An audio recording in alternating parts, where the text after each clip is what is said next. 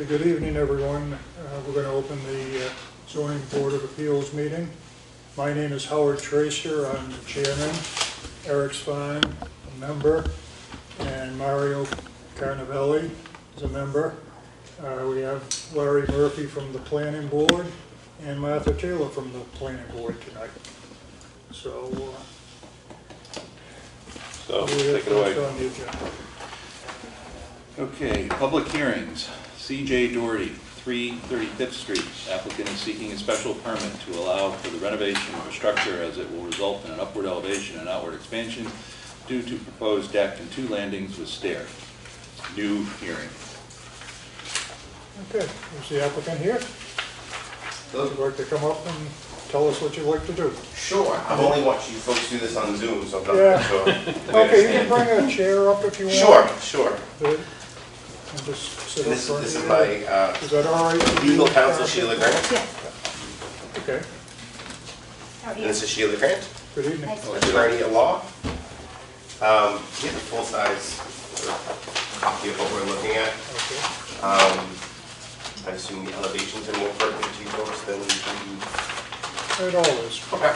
Well, they're just slightly easier to see. Yeah. Goes from utility up and then elevation on the back. Do you want? Yep, so why don't I, so as I said, Sheila Grant and C.J. Doherty. This is a property existing in an REG district, further covered by the Plum Island Overlay District. The existing structure is a 3-bedroom residence, but it's currently, in its current state, it's not habitable. There's a hole in the roof and other issues. My client is seeking to demolish the existing structure and rebuild a 3-bedroom residence. The request for relief is required because of the upward and outward extension. The proposed building will be on pilings, thus higher than the existing, and the proposed deck and stairs are the cause of the outward expansion. Although the proposed structure is slightly higher and larger than the existing structure, my client is taking care to sort of keep it in nature of the existing neighborhood, and the proposed structure is not more detrimental than the existing, especially given that the existing structure is not habitable. We're here, obviously, to answer any questions that you have. That kind of is the quick gist.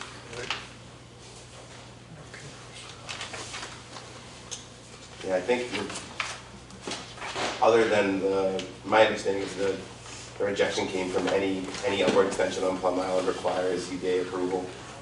The structure in and of itself conforms to all setbacks and height requirement otherwise. There will be 7 piles to get up out of the path of the ocean. All the neighbors I've spoken to personally seem okay. The only one I haven't reached is a neighbor to the left, Mr. Russo. The footprint of the building itself we kept in line with the previously approved zoning decision from 2015, December 2016. The only thing we changed of any significance was the removal of porches on the street side of the building. Okay, so whatever was done in 2015 is really not relevant. Sure. So in only regard of keeping that footprint, Yeah. the Conservation Commission had approved that site plan. So did Massachusetts Fisheries and Wildlife. So rather than reinventing the wheel, we stuck with what had already been approved, and those, from a site plan standpoint, the only thing to change is the removal of that front deck. Was there something on June 2019? Was there another document that was sent in for 2019? June 2019, that, No. not to my knowledge. Okay. So I have a purchase and sale with the current owner to take this over, scheduled to close June 1st. Sorry, July 1st, sort of pending your approval. But anything that happened in 2019 happened. I thought, yeah, because I thought there was like a 5-year extension for all the conservation things that were wetlands. Well, the conservation approval, which I emailed to Kathy, and I think I expected to be in your packages. I think so. About conservation. Okay, Yeah. so it was already accepted through conservation and Mass Wildlife and Fisheries, and those don't expire for another 2 years. Okay, that's what I was Yeah. talking about, the expiration. Right, so that Okay. that's still 2 years. Okay. shouldn't take that long. That was my question. Sure. Okay. So, did you get a chance to look at? A little bit, but not a lot. Some of the confusion of Right, okay. Kathy and moving back and forth, but I do have, All right, so do you have a copy of the site plan with you?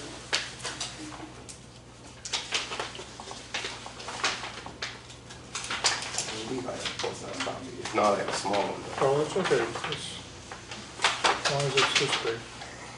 Well, that I don't have. Okay, well, we Not- can not use that mine if you size. don't Okay. have it.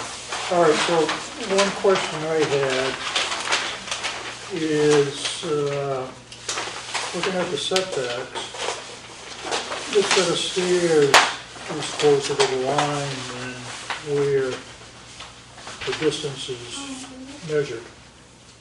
It's not a big difference, but it's not accurate. See where this? Well, that final step falls there. Yep, so that should be really where the distance is, correct? and that was kind of the confusion I had from, I have an older Oh, site okay. plan, that this is the most current site plan? This is, Yes. yeah, what's yours? I just had to print it because I had everything Yeah. digitally because we were in Zoom mode, so all my documents were digital now. And, you know, bear with us a little bit, because Sure. we had a transition with Kathy Right. leaving, and, Well, I called today, and they told me she wasn't here, and I wasn't sure if that meant she left for the day or she wasn't. Okay, so here. this is the current site plan. The stair does not extend to the edge of the property as previously shown. Yep. This is the previously approved site plan that conservation accepted. Okay. So it shows decking and walkways that extend beyond what I was told to by Hancock. Hancock explained to me that this board Say no more. isn't looking for this information. Right. This covers what they're at. okay, And as far as that discrepancy, I didn't catch that. By no means do we look, I can change the rise. right, we just the like rise and to run have upstairs. the application match the site plan. Of course. Sure. And you can take a quick look, because you're Yes, better So at my this than me. comments were the deck and Yep. the building plans and the site plan didn't match. Sure, Now yeah, the that- building plans, the plans match. That was only Okay. included as a, an addendum to show what had previously been approved, and that was that site plan. Okay. That was accepted by conservation. And the neighbors I spoke to were happy with the idea of removing the decks. I said, I don't need to be sitting out here looking at you. And they said, I appreciate that. So,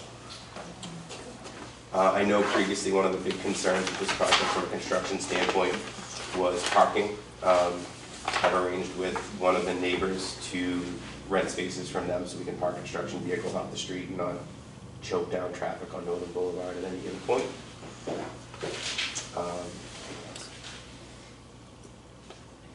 So,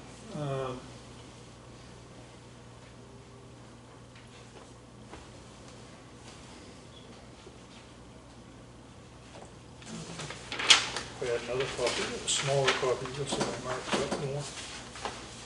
That's the same one. Actually, that's, I think, the same thing. Fifth? Yep. Take a look at that. So I had the site plan question, if I could jump in. Yeah, go ahead. Second, the street frontage, you listed the frontage on two sides. Usually the street frontage is the one frontage on the street address for the one road. Typically how we do it. We don't add up the frontage on all four sides and Right. count that as the frontage. I didn't catch that.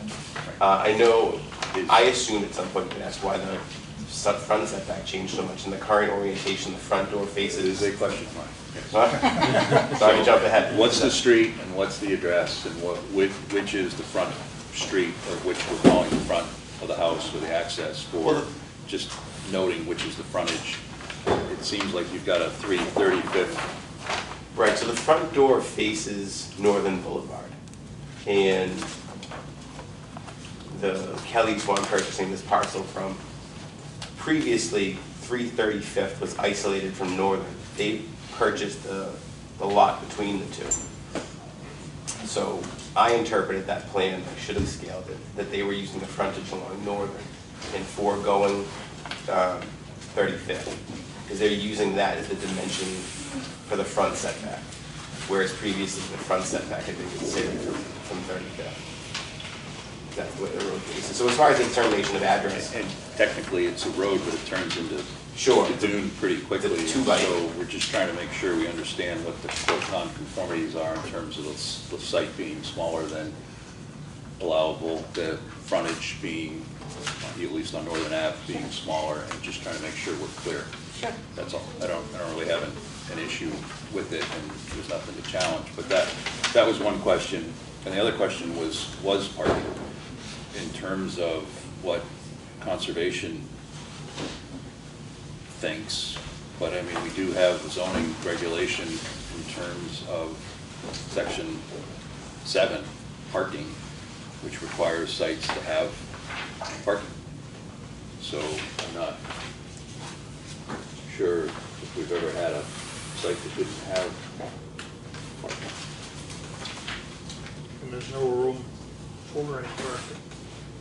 Well, I mean, you could drive down the street and then turn and park on the site, but I mean, we do have a whole section that just talks about applicability. No building permit or certificate of occupancy shall be issued for erection of a building or new building or enlargement, increase of floor area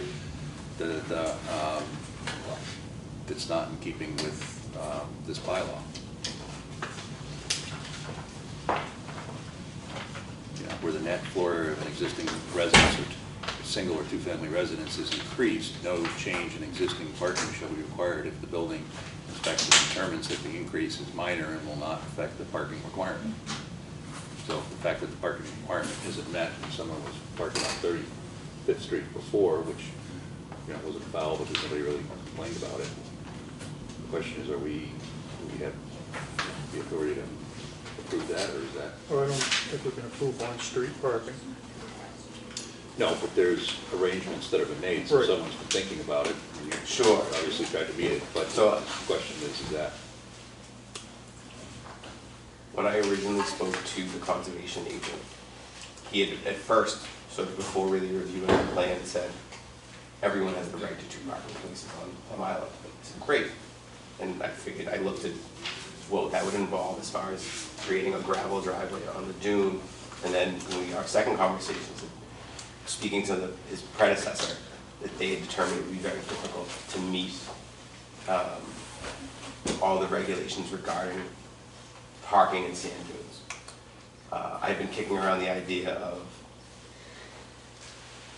to create a platform that's 2 feet above the sand dunes. But what I didn't want to do was open up a can of worms, because the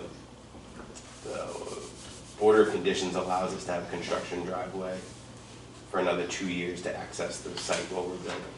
So I intend to use that to construct the building, maintain the dune as much as possible, and try to figure out a way to engineer a system that will work and not be detrimental to the dune, or to try to require lease or rent parking off-site.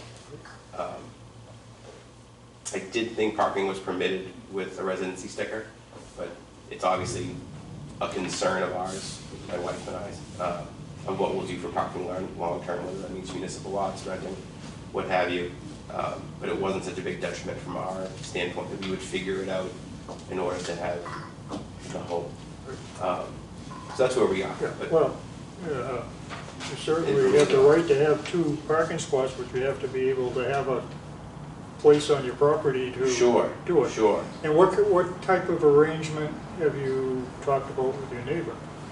Hold on, let me find the exact address. Where's my mailing list? So my neighbor Roland across the street, diagonally to my right. I've got it here somewhere. I label all these things, but I don't have too many tabs.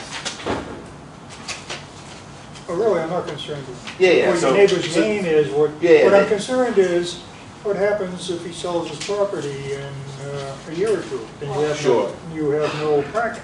Right. Well, presumably with a lease situation, you would get something in writing. Right. As of right now, we have a handshake. So diagonally across from this lot, there is cinder block garage with, it might be 7,000 square feet. And I asked, you know, 4 or 5 parking spots during construction, and hopefully we could extend that long term, but as of right now, it's during construction. A 1- and 2-family residential parking, the minimum space of 8 feet by 18 feet shall be provided for each vehicle. Required minimum parking spaces, type of residence, 1- and 2-family, 2 per dwelling unit, accessory apartment, 1 per unit. No. So that dwelling never had, so my understanding is that the woman who previously lived there before the Kellys was trying to get the town to pave that road to give her access because she had a house that didn't have access to the road. Right. And I believe the Kellys purchased that property with under the auspices they did put a driveway in. That isn't it. Where is the construction driveway? On the site plan that you had viewed, Okay. it essentially runs from the edge of the public way 10 feet in. So this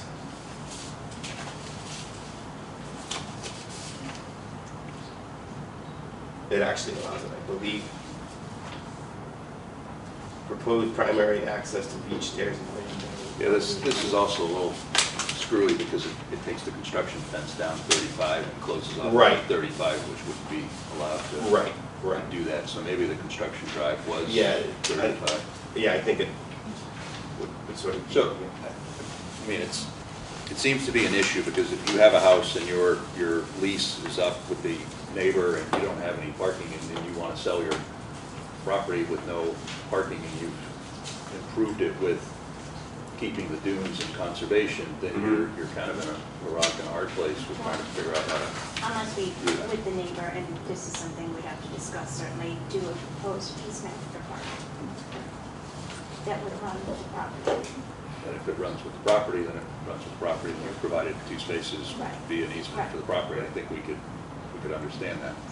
But having a property that doesn't provide parking, it's really, you know, safety for everybody else, and visitors coming over, and just trying to make the lot as conforming as possible in keeping with the neighborhood, and other people, you know, have interesting parking right off the street, but they still provide the parking. Right. Yeah, I can go on.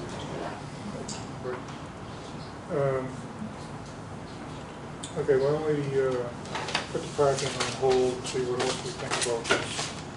Right, because I do think I can engineer if the. Okay, you understand Yeah, that I understand you the just future. cannot think, Yeah. okay? Oh, I understand that. We have to know Sure, what you're gonna do. sure. So, well, we go over the rest of the application and Sure. any other questions, and we can circle back to this. Just the street frontage in terms of just getting it listed accurately and understanding whether it's Northern Ave or whether it's 35. And Right. the measurements that I took off on the older plan were close but not exact to the lot coverage, so I assume if the deck was taken off, that my calculation would be much more accurate to the lot coverage as noted. Do you have the building elevations, and is there a dimension on Yes, I had that the average? I had been told that hearings were being continued because it wasn't on the elevations. So we had that added. And then I went through and took measurements of the existing building to accurately depict what the FARs were there. Okay. So this is a parapet wall that runs around, this is a Correct. roof deck at I this just level. asked you, what's a parapet wall? So like a half wall. Oh, okay. That's like a railing. Yeah, okay. A solid Yeah. railing. Knee wall, right? Yeah. All right, I understand now. So then they have a stair that comes up, Yeah, and it looks to be just a single stair from the width of the stair to the door in it. yeah. And the average height Yeah, is yeah. is that to here, or? Yeah, so it's the average between the top of the parapet wall and the high point.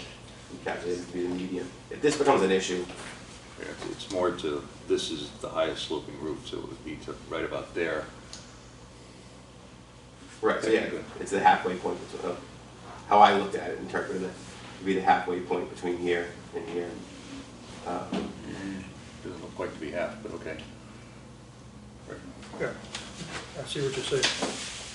I know what you're Well, saying, yeah, but so well, I don't know about the hash mark, but we're at 55 and 61. 61 and 8.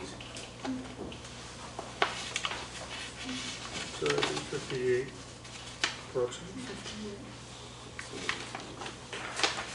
8-inch. How was your pile height set?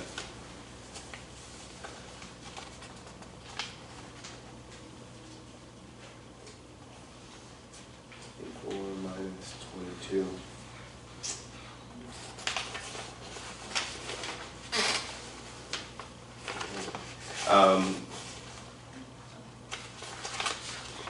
The pile height. I mean, this is 10 feet to the first floor, right? So that's, Right. That's set. Grade is at 22.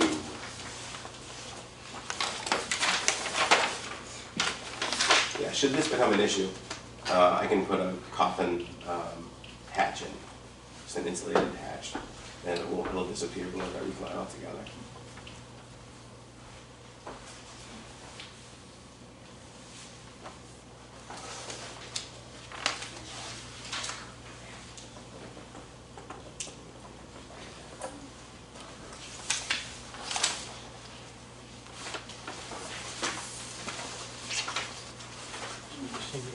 Ventilation is somewhere between here and here, then? Yeah, it should be, I'm thinking it's 58 approximately, isn't it, Art?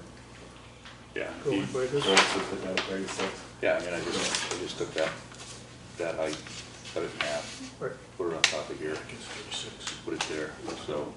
Yeah, so we can eliminate that altogether. Well- I will say this is I don't know if I'd eliminate it, I mean, you could come up and Yeah. just Kinda make short. the middle be here and somehow make the slope a little less or something. okay.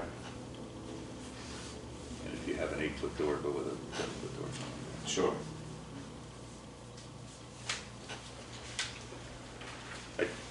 For the size of what is accessing the roof is Right, it's small minimal. and Oh, yeah. minimal, No, no, so I I don't think we agree. have an issue with it. You No, just need to be, just make it. get it to fit the height. Yep, and I think from the line on the drawing, that in terms of the grading, it's at the average grading, so we don't have an issue there, Mm-hmm. which is sometimes another issue. Okay, so height is good. Will be. Yep. Coverage, good. Lot is a lot. We're going to use the northern avenue for the frontage. I would say so, yeah. And the existing property has how many bedrooms? 3. And you're going to stay with 3? Correct. 3. That's good. If you tweak the stair, then your lot lines for the front, the side, and the back will be correct.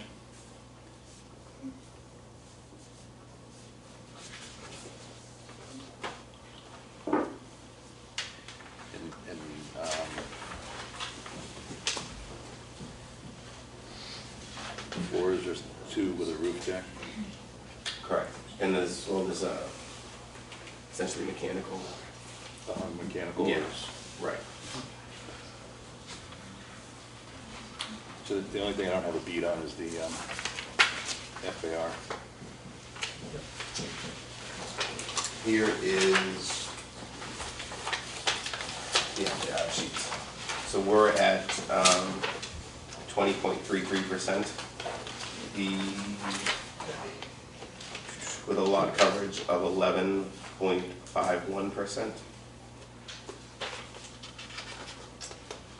And previous FAR, you need that, calculate It quickly. says here 11. I think that's right.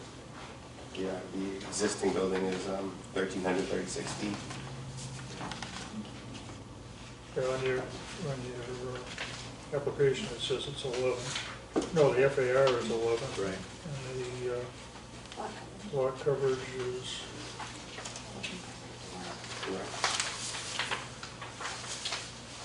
Of the existing, correct? Right. Yeah, we're at 20.33 for the proposed. Yes.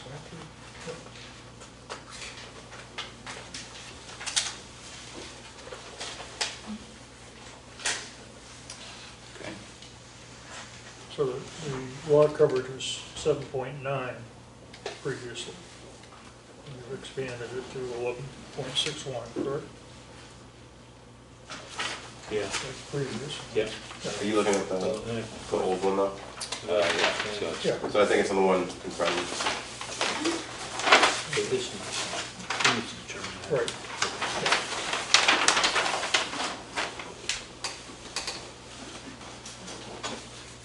right, the proposed lot coverage is 11.61. Yep, The proposed FAR is 20.33, yep. 2 stories. Height needs a little adjusting. Ari, do you have any different questions? No. Okay, Covered everything. open up questions to the public. Is there anybody here that would like to speak in favor of the project? Okay, anybody opposed? No comments from anybody? Okay, so we're gonna circle back to the parking then, I believe. I think all in all, the project is good. So the biggest thing we gotta figure out is how to park cars before we can do anything. And any, Yeah, this is the details on the Yep. application, Frontage and the frontage, the setbacks, and the height. you. Mm-hmm. And then fix the application to match Yep. Okay, those numbers, sure. so it's the same. So I think that we're gonna have to continue. I know you'd probably like this before July 1st, but you're not gonna be able Sure, to. sure. But we can't do it. Understandable. You're gonna have to figure out the parking situation and come back to us and let us know if you were able to solve the problem. I Okay, think that's the biggest obstacle you have. okay. Does that sound right? it would sound right, and make the comment that from what we all discussed, that if you make the changes and bring those back in line, that it seems like a very favorable application. Okay. But the parking is the unknown, the others are corrections and Mhm. adjustments. Okay, Okay. okay. Does that make sense? So just clean up the application and come up with a proposal on the parking. Yeah. Yeah, if Okay. you can get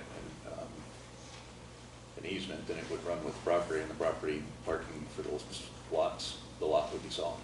Okay. Okay. No small task. Okay, so Martha, you have a form for continuance? I don't have a form. Okay, well, We'll agree to see each other in 2 weeks. yeah, no, it won't be 2 weeks. It'll be, I assume you're still gonna meet on the third Thursday? Third Thursday of the month. Right, so I think we need to make a vote to continue this. And I'll make a motion to grant continuance. Okay, we have a second? second. Okay, all in favor? Aye. All right, That's motion passes. 7:30 on 7:30 on whatever date Martha's gonna tell you. on July 15th.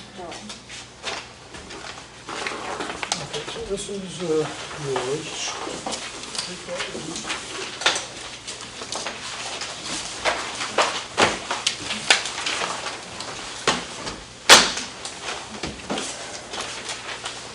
There's 53 more down there. Next. You're welcome. Thank you.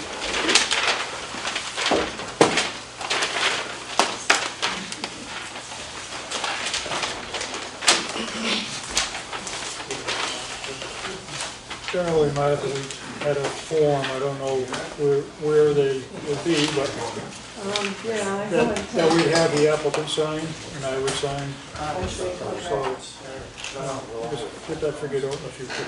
okay, I'll look for that.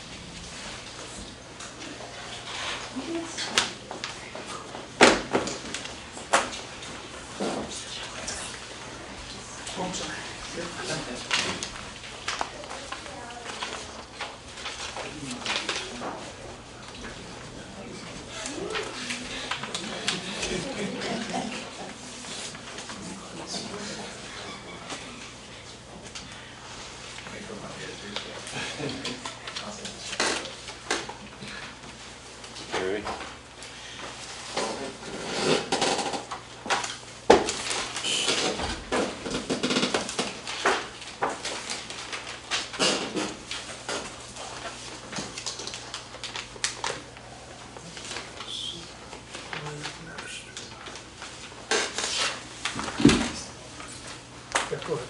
Just- Kevland Maritime LLC, 53 Northern Boulevard. Applicant is seeking a special permit under section 97-4D, 5, Part D of the Newbury zoning bylaws in order to demolish and reconstruct an existing single-family home with a smaller footprint and increased height to the existing structure. Setbacks are still non-conforming but improved from existing. Continuance.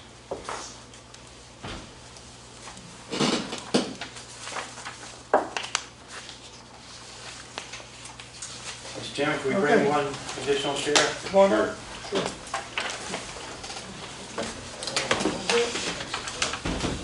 You get the minute, Chief. Sure. Oh, Good evening.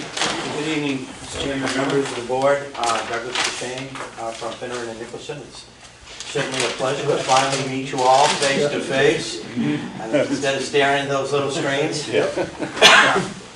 I hope I'm everything you thought I was. Yeah. And more. That camera doesn't do it. It doesn't do me well. This evening, I'm representing Kevland Maritime LLC. Sean Kevland, manager. Sean is here with me this evening.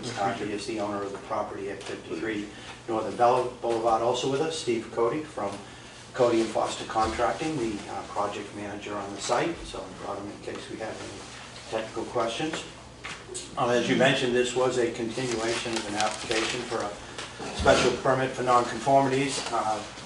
Sean is proposing to reconstruct the existing single-family home, and as proposed, the new home will have a smaller footprint, which will result in a lower lot coverage, a lower FAR than the existing home, and it also reduces our dimensional nonconformity as to front yard setback, and I'll jump on that in just a minute.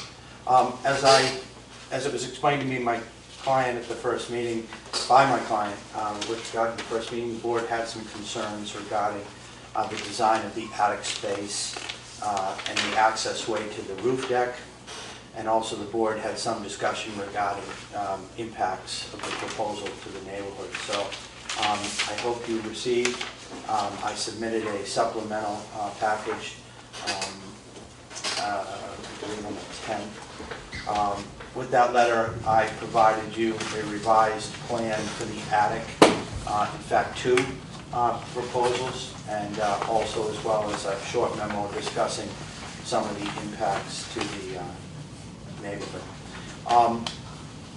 As I've learned in past hearings, the board looks very closely at how these attic areas are designed and access ways to roof decks to make sure that we're not creating any livable spaces or space that could be easily converted into a livable space. So what we did here, and if you guys have a plan, but option 1. You have a bigger plan? Well, no, I just have this. Well, just do a good size plan. The same size. Yeah, okay. The same That's size. And so what we did in the upstairs to address the concerns were to remove all of the previously proposed partition walls, which are shown here as the dotted lines.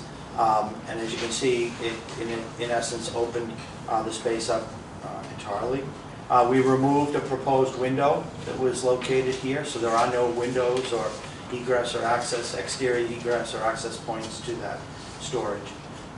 We've shown that with this redesign that all of the ceiling heights, with the exception of those over the walkway, the stairs, and the accessway to the roof deck, are at 6 feet or lower. In fact, the only portion that will be at 6 feet is sort of in the center, and then these all slope down, so it gets really narrow. So this is all at 6 feet or lower.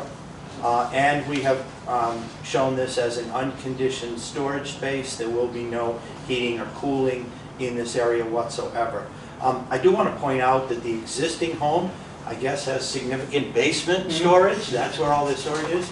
But with building it to meet the flood, there will be no storage. So this really is a necessary attic space for storage. And pretty much, as I said, smaller footprint, this will be storage. So what we tried to do here, gentlemen, is really do everything possible to show that this would be non-living space nor easily converted to living space.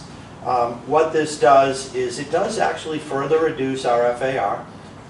We had a small reduction, as you'll recall, from 37.9 to 37.8 in the original proposal, and with these changes, it brings it down another 0.5% to 37.2%. So I've also provided with this the revised worksheets that represent what this means to the FAR.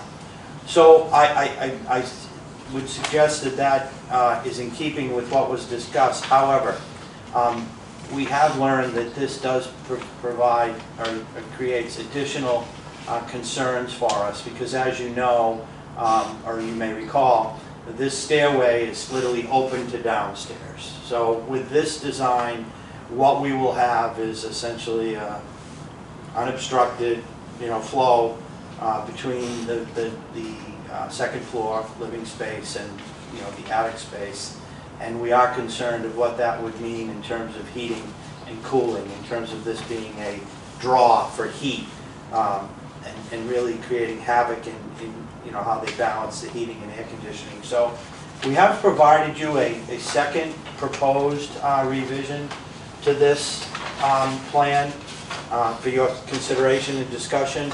And as you can see, what we did here is we kept this wall. We moved it in a little, I think, but we kept this wall and put a single door in here. However, all the other changes are the same. There's no partition walls. The ceiling height in here is 6 feet maximum in the center. It's still lower. No windows, no conditioning at all.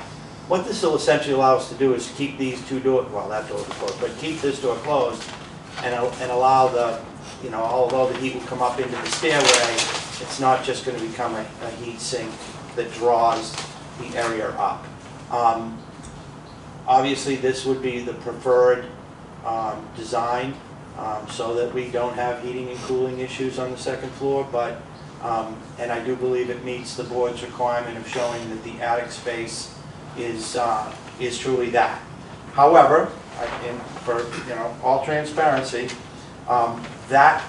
this change would result in no change to the original FAR proposed. And as you recall, we were originally proposing to go from the existing home at 37.9 with a minor reduction down to 37.8. This maintains that same reduction. So it still represents a reduction, but not as much of a reduction as if we left that door open. But physically, that little extra FAR that we get by being able to close this off to protect it against heating is really, I don't think it has a major impact, and it really doesn't create a living space. It's just this walkway, which we've limited to minimum size. So again, gentlemen, I believe our first proposal meets everything that was discussed and required, but we would like your consideration and thoughts on maybe this alternative that would allow us to be better off in terms of our airflow and keeping the heat down below where it belongs. We did look at the possibility of in opening it all up this way and perhaps putting a doorway downstairs here on the second floor. But as I understand it, in order to do that, we would actually have to push this out, this one, right? Yeah, We'd have to push it out which comes into encroaches a little. to get in the door, and now all of a sudden our hallway here, it becomes Diminishes. it really just puts a, so there was no, of course, my idea, hey, why can't you just put a door there? But you can't. You have to actually push it out so the door will fit in a frame.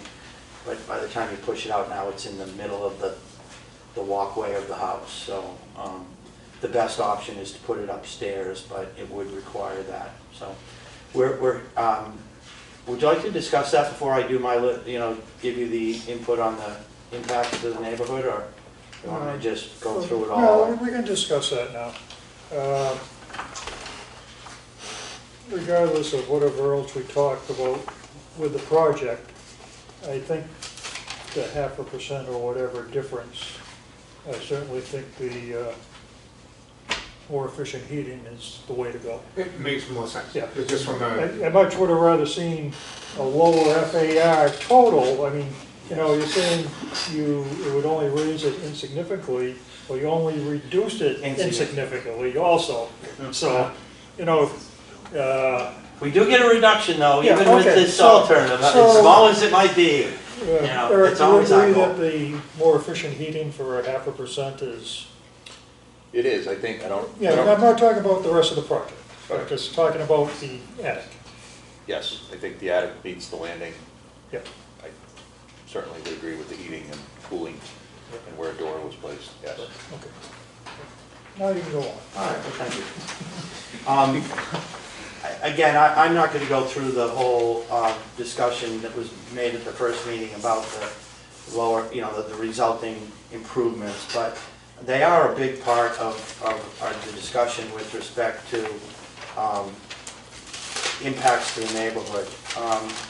As I said, we're taking a non-conforming FAR lot coverage and front yard setback, and we're reducing them, although I will agree the reductions in the FAR and the lot coverage are not earth-shattering, but improvements nonetheless.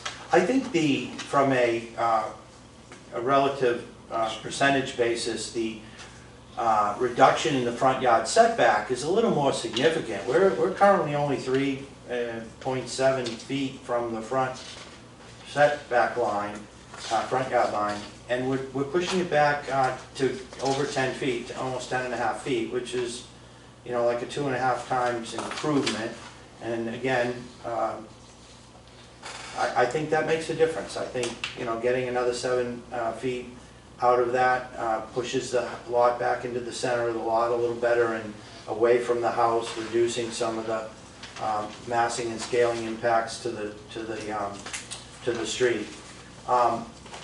So again, the reductions in the nonconformities, however small or large, are nevertheless improvements, and so not a significant detriment. One of the bigger benefits to this is, as you know, we are required to build this house to flood compliance standards, and by doing that, we will increase the ability of the lot to control flooding by providing additional flood storage on the lot itself. So a major benefit to the lot, but because of that increased flood storage on this lot, that it really does help in the overall impact of flooding on the neighborhood. So, you know, for every house you can bring into the flood requirements, meeting flood requirements, you benefit the neighborhood as a whole in terms of flood control. I don't believe, or it's my position, gentlemen, that the overall new home will in no way be significantly detrimental to the neighborhood in the existing home. We're not creating any new nonconformities. All of the existing nonconformities will be reduced. There'll be a positive aesthetic impact on the neighborhood and the lot by, you know, having a new home here. And that certainly helps to the values of not only our home, but the surrounding neighborhood. So on balance, I think it's arguable that this proposal will actually provide a number of benefits, however limited in scope, but benefits nevertheless. And I don't see where this would create any significant detriment to the neighborhood, certainly not in relation to the house that's there now. And I think these guys have done a good job of addressing the concerns with the attic and yet still being able to build a house that'll be functionally good for them. What do you think, Eric? I You know, go ahead. I think it just comes down to the understanding of yes, there's a large house there now. They're taking it down and they're putting a large house back there for the size of the site. Yes, there's some improvements, but they're minimal. And so the question is replacement in kind not more detrimental to the neighborhood, or is, you know, meeting the requirements per the size of the lot in keeping with the neighborhood? So, you know, if I don't know, I'm trying to think of where to go with the thought, but if, you know, everyone on the street had something that was non-conforming and of the same size and of the same proportions, would it be in keeping with the neighborhood? Or is this house bigger and gonna remain bigger than the rest of the neighborhood? I sometimes get confused when I drive by places, which applicant I'm looking at. Is there a house behind this that is up on piles? There is, it's on 18th Street. Yep. Yep, and it's directly behind us. Right. But everything else is around you is, Yep, and the house behind us is on piles, and the house in front of us is on piles as well, across the street from north.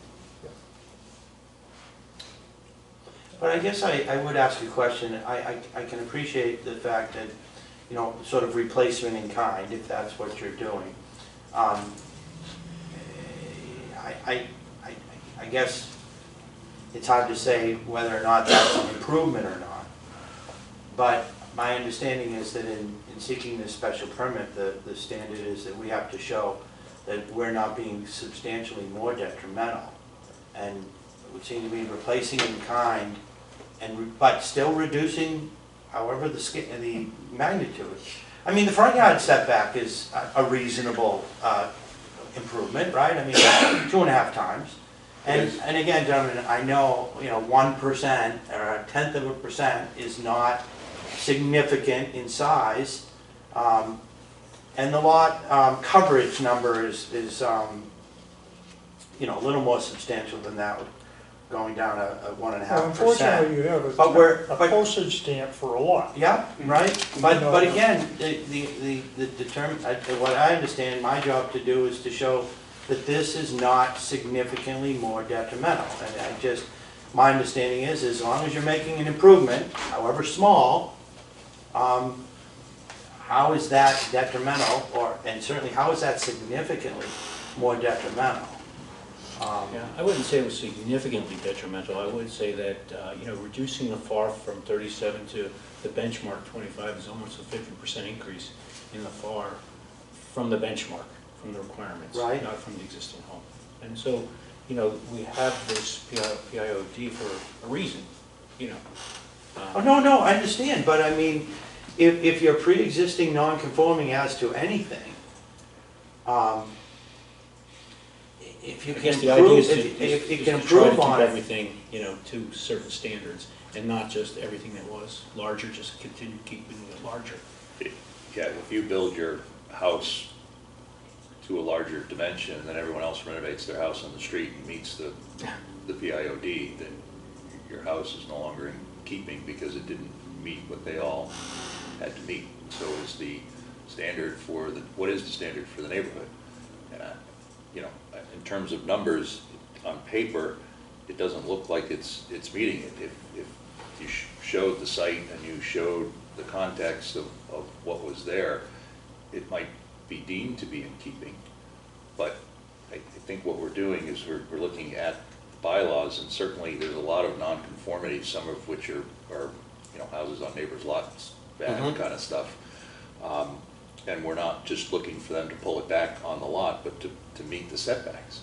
And so the effort for the bylaws in terms of the PIOD, in terms of the neighborhood, is to make new construction conforming, so in the future, as everybody else develops under the same guidelines, that the neighborhood even improves, consistently improves.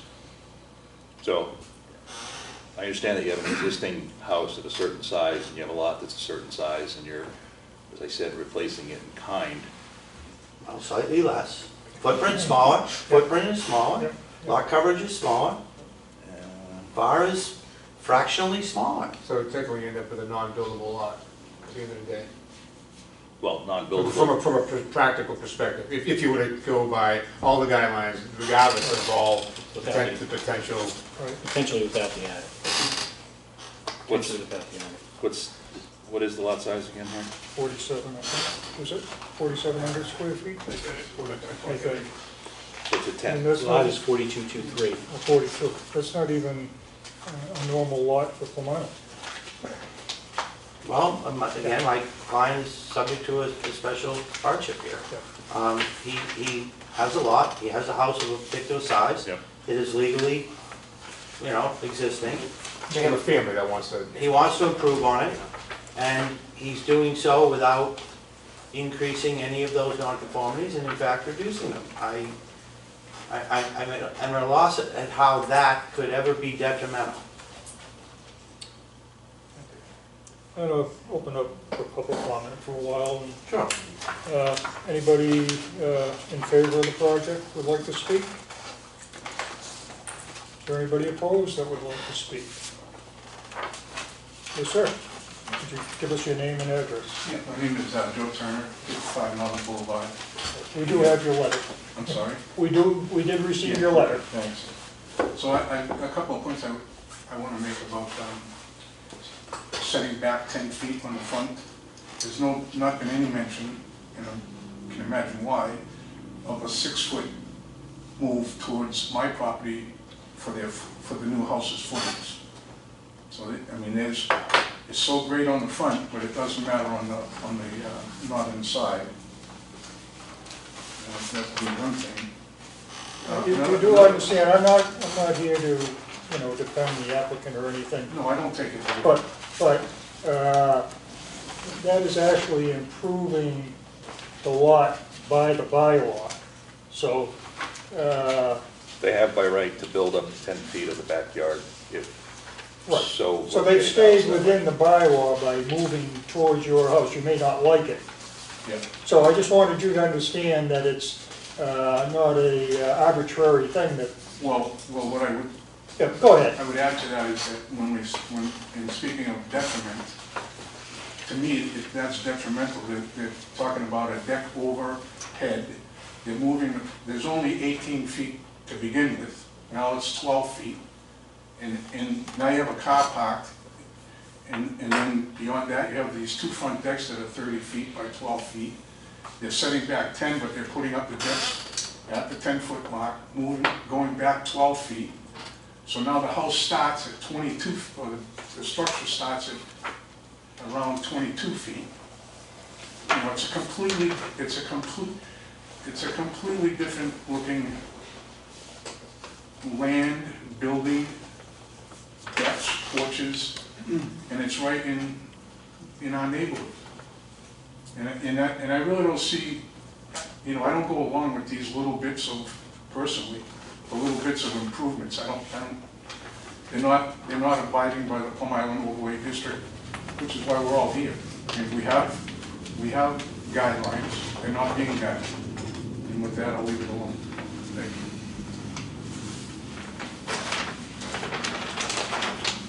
Gentlemen, Let me find out if anybody else would like to, anybody else? Yes, ma'am. Anita Rashes, I'm at 320th Street. I haven't seen the revised plan, but if the roof on the 3rd level has been lowered, why do we still need sliders on the deck? It's the internal attic ceiling that's been lowered, not the roof.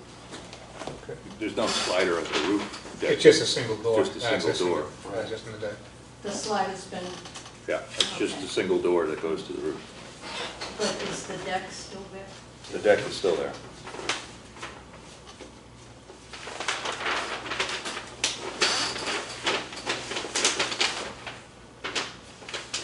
If I may, can I speak again? Yes, go ahead. Another way I look at this is that the applicants they've made their own hardship. They could build nobody doesn't want them to build a house. We would like a nice new house there, but in the same footprint, and figure out how to do that instead of, all of this energy and time going on to something that's against the PIOD. I mean, nobody's saying don't build a house. We're just saying keep the same footprint and make your plans accordingly. And then that way there, they're not bogged down by nonconformities. Mr. Chairman, I don't understand that. We're building a smaller footprint than exists today. We're pushing it back to the center of the lot. And as was pointed out, we are moving 6 feet closer to Mr. Turner's property, but the BIOD bylaw says we need to be 10 feet from his property line, and we're still going to be 14 feet from the rear property line. So to say we don't meet the PIOD bylaws, I think we do. I think it's the FAR that you don't meet the bylaws. It's 25%. It is, but we're a pre-existing non-conformance, and your bylaws allow us to redevelop and, quite frankly, maintain that same FAR. We're just trying to keep in line with bylaws. You're trying to, yeah, I understand you're trying to get a reduction in those to in conformity, but isn't every step in the right direction a step? A smaller house, smaller FAR would be a good step. Well, we have a slightly smaller FAR, gentlemen. Again, your bylaw does not say that when you reconstruct, you have to bring everything into conformance. What it says, you can't be more detrimental. And I'm adamant in the fact that even though their reductions are minor, how can a reduction ever be significantly more detrimental than the original non-conforming or non-conformance? I just, again, my reading of all of this and the bylaw is that this is an improvement, however slight you want to say it is. But it's certainly not being more detrimental to the neighborhood. By definition, it can't be if you're reducing non-conformities. And in terms of the height, well, as we all know, that height is driven by the requirement that we build this to flood compliance. If you are, as you all know, if you're affecting more than 50% of the value of your property, you are required to build it on piers and do this. So if my client could build this house with this footprint on the ground, I bet he would do it. You could also get rid of the roof deck and slope the roof lower and lower the height of the whole building. But that wouldn't reduce FAR. That wouldn't reduce the FAR. Well, we're just talking about the roof, but. And the height is within your bylaw. We meet the PIOD bylaw height requirement. Preserve open space, limit the expansion of non-conforming single and two-family structures so as not to prevent the exacerbation of existing problems within the density and intensity of the use. Allowed uses, and then it. But we're not exacerbating. In fact, we're reducing. It just. Parking's under the building, which is just a huge plus to get vehicles off the street. And that space has been generated as part of that design, based on the file design. So all that we redesigned it. I went by your bylaw, and we took that into consideration as we designed it, because that's what you were asking us to do with that bylaw. Still, from a black and white perspective, I haven't experienced it in this town at this point. I've experienced it elsewhere, and this is the first time. And that led me down the road I went, because those are telling me this is what you need to do. So I pay attention and I do what I'm supposed to do. That bylaw says you can't exasperate, and we're not exasperating any of the non-conformings. If anything, I thought we were benefiting it. Because we were pushing it back to 10 feet, we created a situation where it's got to feel way better from the roadway. It's gonna, it's gonna be an attractive structure. It's gonna enhance the neighborhood. It's maybe the interpretation of the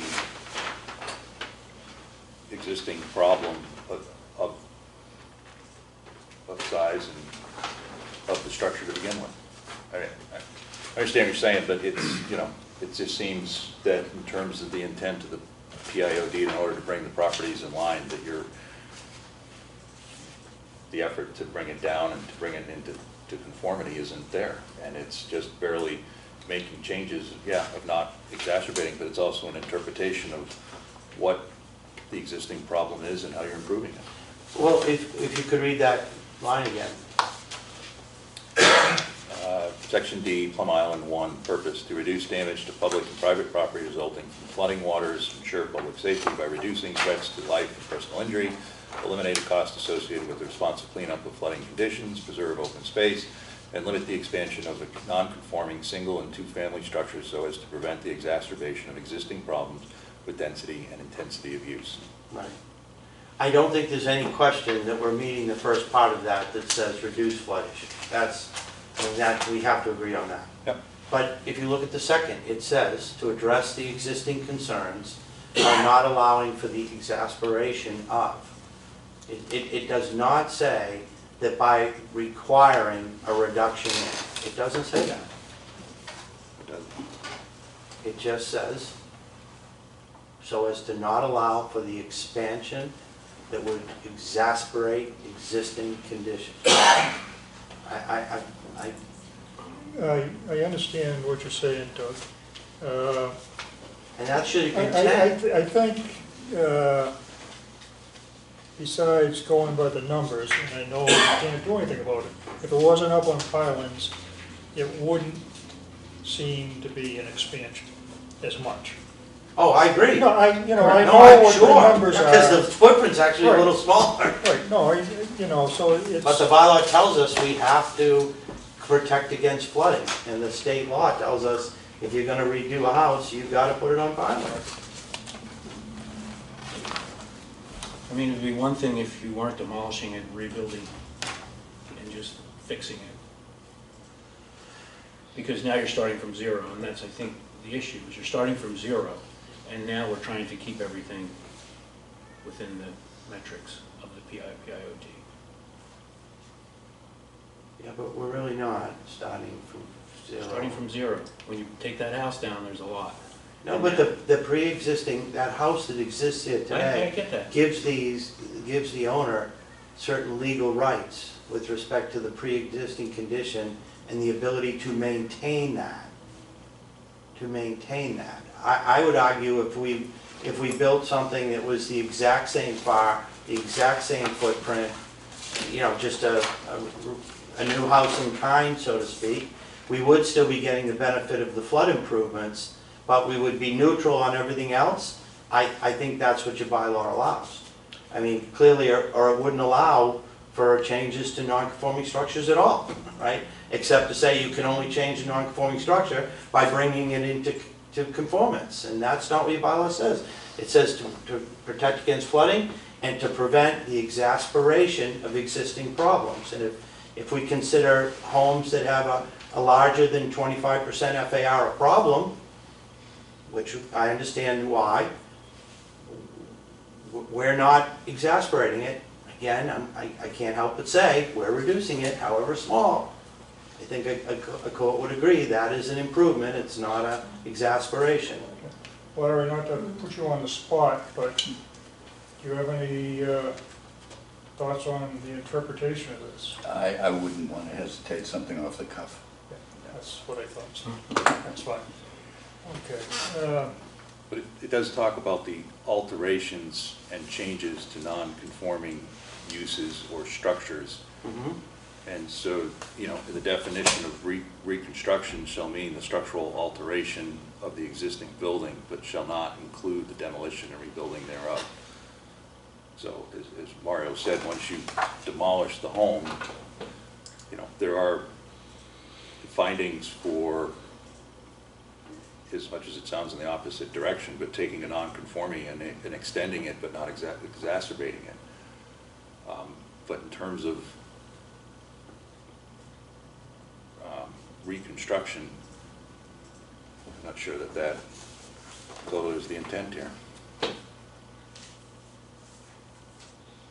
Well, I mean, I guess I've seen numerous hearings where people are reconstructing, and I've never seen anyone held to a standard where you have to, the new construction has to meet the new laws. Right. You're allowed, you I think can't exasperate. In the past, pre-existing. we've allowed things over the 25%, but there's been generally a reduction from the nonconformity before. So what you're saying is our reduction is not significant enough. Well, How can you say that? 'Cause it's So only 1% is 1%. not significant? But it's 50%, but three it's 50% is? greater than the 25%. To start. Yes, 50% greater than the 25%. But that's a pre-existing condition. But once you That's- tear it down, now you're starting from zero. Yeah, I think the You're improvement now to the totally changing your bylaw. No, the improvement to the neighborhood is the size of your structure. If the improvements are yard setbacks, which people do, if in positioning their home, they meet the side setbacks, they meet the FAR, they meet the lot coverage, they meet the height, you know, you're taking what is the existing problem and you're just rebuilding it. Yeah. Can I give a data point with respect to the keeping with the neighborhood? Is that there's a brand new house directly behind us, built in 2015, gone through the same process. There's also a house that was just built in 2019 on 20th Street. So I guess from my perspective, and you know, my parents trying to make this their retirement home, I don't completely understand the argument in keeping with the neighborhood when you have two properties that are within my abutter zone that actually did new construction. And do you know the dimensions of the lot size, Well, the car? you know, this is your argument to make, and if that is your argument, then you can bring that before us and show us the. Yeah. I could, if you want to, I can pull up a Google map if you just like to see. I think. Well, again, I don't, we just talked about the fact that you want to see improvements. Yep. But I can understand, the board is saying they don't believe our improvements are significant enough. Well, where does that line get drawn? If it isn't at, you know, any reduction is an improvement, because you're saying our 1% isn't enough. But if it was 3%, would it be enough? No, maybe yes, maybe no. If it was 5%, would it be enough? I mean, you can't hold some people, you can't define the standard. A reduction is a reduction. It is. I mean. Yeah, and, you know, less detrimental to a non-conforming use is a subjective phrase in the PIOD, and you can argue in the next case that it makes your case again. So. Well, I'm going to make that same argument on all of my hearings, is that an improvement is an improvement. My standard, as I read from that, is, and it's, gentlemen, I have to point out, it's not significant, it's not just, is it detrimental? It's, is it significantly more detrimental than what's there today? And again, I can't understand where any magnitude of reduction in a nonconformity would result in a significant detrimental impact to anyone. Might not be as much as you would like to see, but it's certainly not more detrimental. It's actually in keeping with the house directly behind it, because they did the exact same thing. If I guarantee you the fire is a very similar fire to what theirs are. That house is a good sized house, and the one across the street on the ocean is the same and equal situation. Where, and I'm not making comparisons, right? This is just, so he's in keeping with exactly what went on right in his backyard. But that's, I've argued that what the board decides doesn't set precedent. They have to look at every project. But in terms of looking at projects that provide a reduction in nonconformity, I think you have to treat every reduction as an improvement, however small. And you have to weigh that against whether this project, this new house, is going to be significantly more detrimental to the neighborhood. And I have yet to hear, other than Mr. Turner saying that he felt being 6 feet closer to him was more detrimental to him, and that's his, you know, he's allowed that opinion.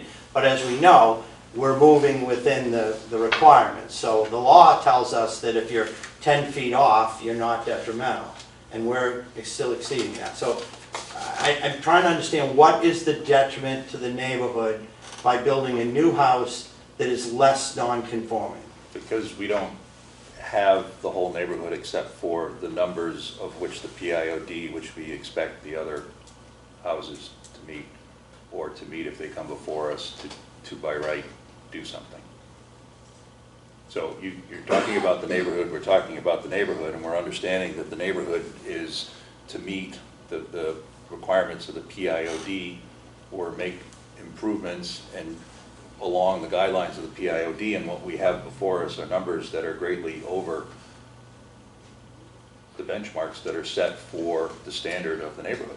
I think the But goal, with all due respect, the bylaw does not say that you have to make it better for the neighborhood. It says you cannot make it significantly worse. And even if every home around us met every requirement, and this was the only non-conforming home, how is making it a little better significantly more detrimental to all those other homes. I think we talk about the PIOD, we talk about the spirit, the goal. What is the goal of the PIOD? Sure. It's not to tear down big homes and build more big homes. That's not the goal. I can only read from what your bylaw says. The intent is to protect against flooding, which is why everyone's forced to go Well, up then on we shouldn't have the stilts. 25% FAR then. We should. Oh. No, you do need to have the 25% FAR because it controls expansion, it controls new development. But on a rebuild of a pre-existing thing, the PIOD says that we want to push people to not exasperating, to not making it worse, which obviously implies make it better, make it better. But it does not dictate that you have to make it meet, because people can't. I mean, you're right. Could we build a house on this lot that would meet? Sure. It would be a postage stamp. It would be, and It'd be 1,000 square feet. and yet they have an existing home that's legally there, and your bylaw allows us to improve it, provided we don't make it worse, and we're not. Existing structure's a flawed structure in the sense, Looks- to actually try to do something with it would be, you gotta take it down completely, down to the foundation, to find out it's 8-inch CMU, find out that's not adequate either, and we can't go to that level based on the 50% rule. So, all works against itself, So reconstructing is really the only route for this lot. What is the size of the attic in relationship to the FAR? Well, Oh, it's again, just the landing. it's only the landing. It's just a stairway. relatively insignificant. Yeah, none of It's that. next to nothing. None of that is counted because we lowered the roof, we took out the window, we took out the walls,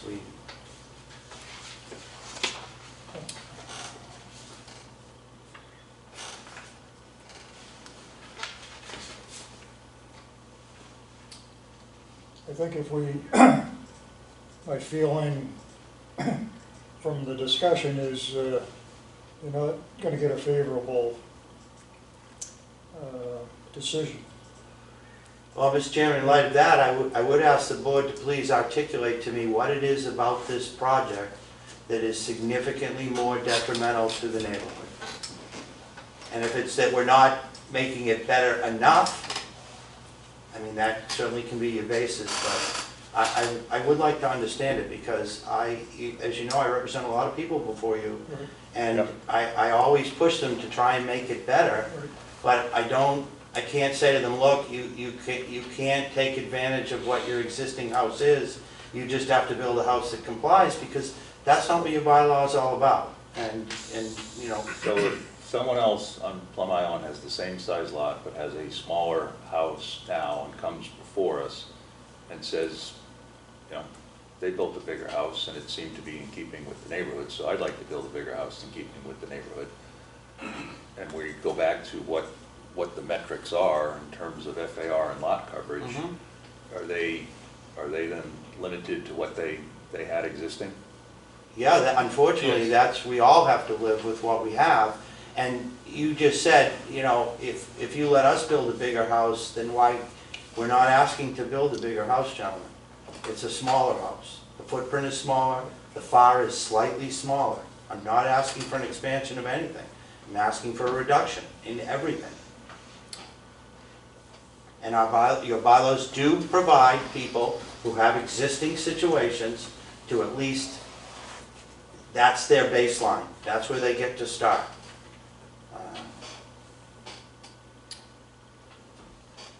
Yes, they get to start with the nonconformities, with the goal of improving the neighborhood has always been the basis for the interpretation.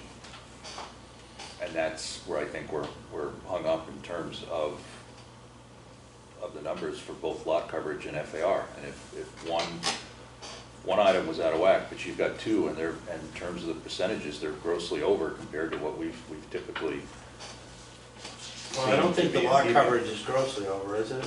Lot coverage is 29 now, 29.6, and we're reducing to 28.2. Yeah, I mean, Again, the goal is certainly to reduce nonconformities. I think what we're discussing, though, is the extent of that reduction, and that the board feels that a slight reduction is not enough. And I respectfully disagree, because that standard isn't, are you making it better enough? The standard is, are you creating a larger detriment? And how can an improvement and a reduction in nonconformities ever be a detriment? I would say from a personal standpoint and not being a board member, I understand what you're saying. If Yeah. it was my house, I'd want to have the same as I had before. In fact, but for the fact that we're going higher, which is being driven by the flood compliance, I don't believe we need, this special permit isn't to address anything else. Right? you're in the PIOD. Right. But if you're in the PIOD and you have a non-conforming structure, and you want to rebuild that structure, and you don't change the height, Yeah, I'm not sure. you don't need a permit. I know you're a lawyer, but. No, sir, I'm just, But there are, we could rebuild this house with the same FAR, the same lot coverage, the same non-conforming front lot setback, by right, without a special permit, if we kept the roof the same height. But guess what? If we want to do that, the law tells us we have to put it on stilts, we have to raise the height. So, you can rebuild what you have in kind without a permit, except for the height, and the height is driven by the flood change. So, to say we have to build something smaller is just not what your bylaw says.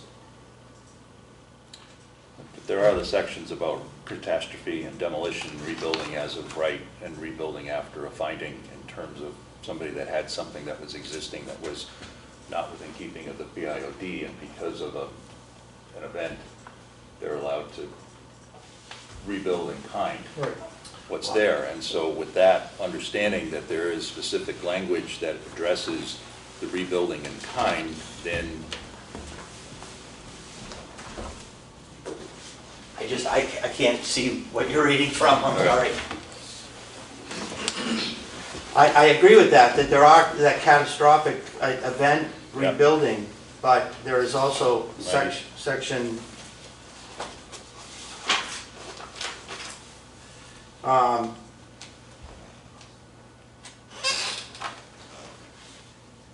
it says right here, non-conforming structures may be restricted, extended, altered, or structurally changed upon a determination by the building inspection that such proposed reconstruction extension does not increase the non-conforming nature of the structure. So that tells us that if we just rebuilt the same structure with the same FAR and the same lot coverage, we could do it with a building inspector's determination that, that we're not creating any new non-conformity. Then they go on to say that It does say that the volume of all demolished or destroyed structures and locus should not exceed the height of the total tallest demolished structure. So you're actually, we go back to the height, we go back to the pilings. well, no, but that's saying that if you want to get that by right build, because you're reconstructing, you cannot raise the height. You're right. But then the law tells us that we have to put it on pilings, which then drives us to, the reason we're here for this. Do you think we need an opinion?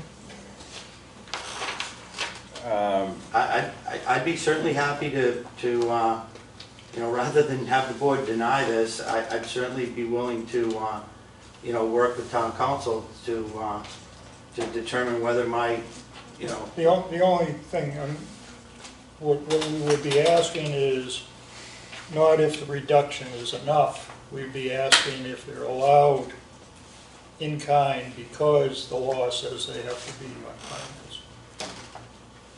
It is a hardship, right? When you think about that, the piling situations, FEMA regs are a hardship Well, for the island that's people. what we're gonna ask.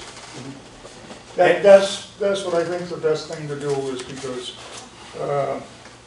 I think we're getting nowhere. Well, again, and I'm now reading from your PIOD, as of right changes. You know, you can reconstruct, alter, extend, change under, by the issuance of a building permit where the building inspector determines two things. There's no increase in the footprint of the structure, we're not increasing, we're decreasing. And you're not exceeding the height of the existing structure. Well, that's where we get caught, because, again, I think if Sean and his parents could just rebuild that house without putting it on pilings, they would. The same FAR, same size. I would hope they would push it back from the front lawn. I mean, that's a no-brainer, right? To push it back. But because of the flood requirement, which your bylaw also requires, all of a sudden you're changing your height. Gentlemen, again, but for the height, we wouldn't be here. We could do this by right. Right, but then once you're caught and you're within the requirements, the question is, are you where are the rest of the requirements in terms of that by right and meeting it, and then the improvement? So that's where we're going around. Well, I think if we're gonna to touch base with town council, ask an opinion, it's whether they can have what they had before on pilings. It's not whether we'd all like to see it reduced, especially because of the height and the mass. So we're not looking, or I'm not looking for town council to say 1% is good enough, or 5% is good enough. Understood. Is that agreeable to you? Yeah. Mr. Chairman, we'd certainly be happy to give the board an extension or whatever is required to allow you to do that. That's certainly, we all want to know we're on the same page. We'll know what direction we need to go if we have that. Yeah, okay. We That's the, have a motion to continue to the... I'll make a motion to continue. Second. All in favor? Aye. Opposed? Motion passes. And that's to July 15th. July 15th. Thank you, John. Yeah. And when you submit and come back, you'll take away the options and just We'll go put the door. yes. The door option will be the one we utilize. Thank you. Thank you. I'm not going to move if that's okay. I'm just going to grab another file. Okay, so we got 69 is next. Are these, this with your sticker, is this your? Yeah, that was it.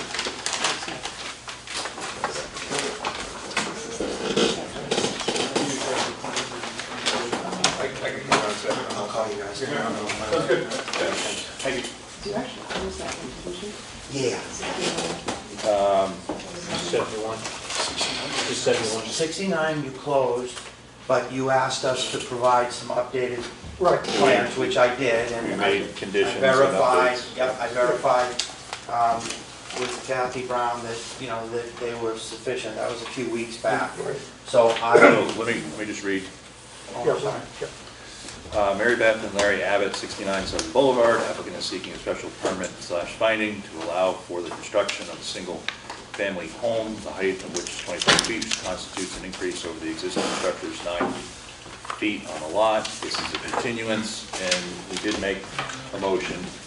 We do have the motion, and we had conditions of the motion that the drawings be updated. And they did make that. Yes. Yeah.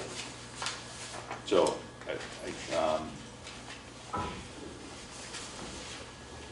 Okay, so we don't really need to do anything more than confirm that we have it. no, I just need to read the language and make sure the language reads for the notes, and then sign it and go from there. Okay. This is your copy, Yeah, no, that's, yeah. so I'll give you that. I'll keep the motion so I can read it, Okay. and if it's within keeping, I'll sign it. If it's got little edits, I'll send it back to you. And Okay, that's okay, I'll make a copy because I'm not sure. Yep. So you can vote it out.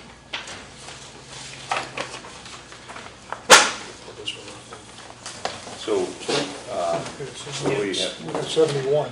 Right, but do we have to do anything with that? No, I don't think, because we voted, Yeah, no, I agree, but it was on the agenda, so I right, yeah, just brought everything to All I'm show. saying is on the agenda. right, yeah, so we don't need to vote again. Just 71 No, 71. So went ahead and made revisions and He's changes. gonna read notice first. Okay, Mary Beth and Levitt Abbott, 71 Southern Boulevard, applicant seeks a special permit / finding for allowing for the construction of a new single-family home, the height of which, 34 feet, constitutes an increase over the existing 11-foot 5-foot structure on the lot. It's a continuance. Thank you. Mr. Chairman, members of the board, Douglas Duchesne from Finner and Nicholson, representing the owners, Mary Beth and Larry Abbott. They're the owners of the property at 69 Southern Boulevard. With me tonight, Adam True from True Homes, the contractor and developer of the property for the Abbotts. You'll recall at the last meeting, that this is a continuation of a hearing for a special permit to allow for the raising of a pre-existing non-conforming structure for the reconstruction of that structure. Please be reminded that the existing home is extremely non-conforming as to front and side setbacks. As you'll recall, it's partially in the neighboring lot. We are taking down that structure, which is in significant disrepair as well. We're proposing to build a new home which meets, and I know this is certainly an implied intent, which meets all of your dimensional requirements, including height, FAR, and lot coverage. So we're obviously just centering the lot. It is a fairly good-sized lot, so the house is being constructed to meet all of those requirements now. And I had presented to the board our belief that given that with the elimination of these severe nonconformities and dramatic improvement, the new home will make the neighborhood, will be an improvement to the neighborhood and certainly not significantly detrimental. We have talked with and neighbor support. We're both happy to see this happening, but the board did raise questions again about the design of that attic area. So we did redesign the attic area.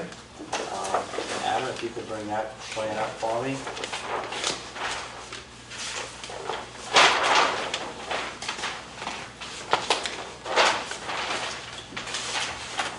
So as you can see, what we've done is minimize the area of the landing. That is the only area that is essentially, has the 7-foot ceiling in it, right?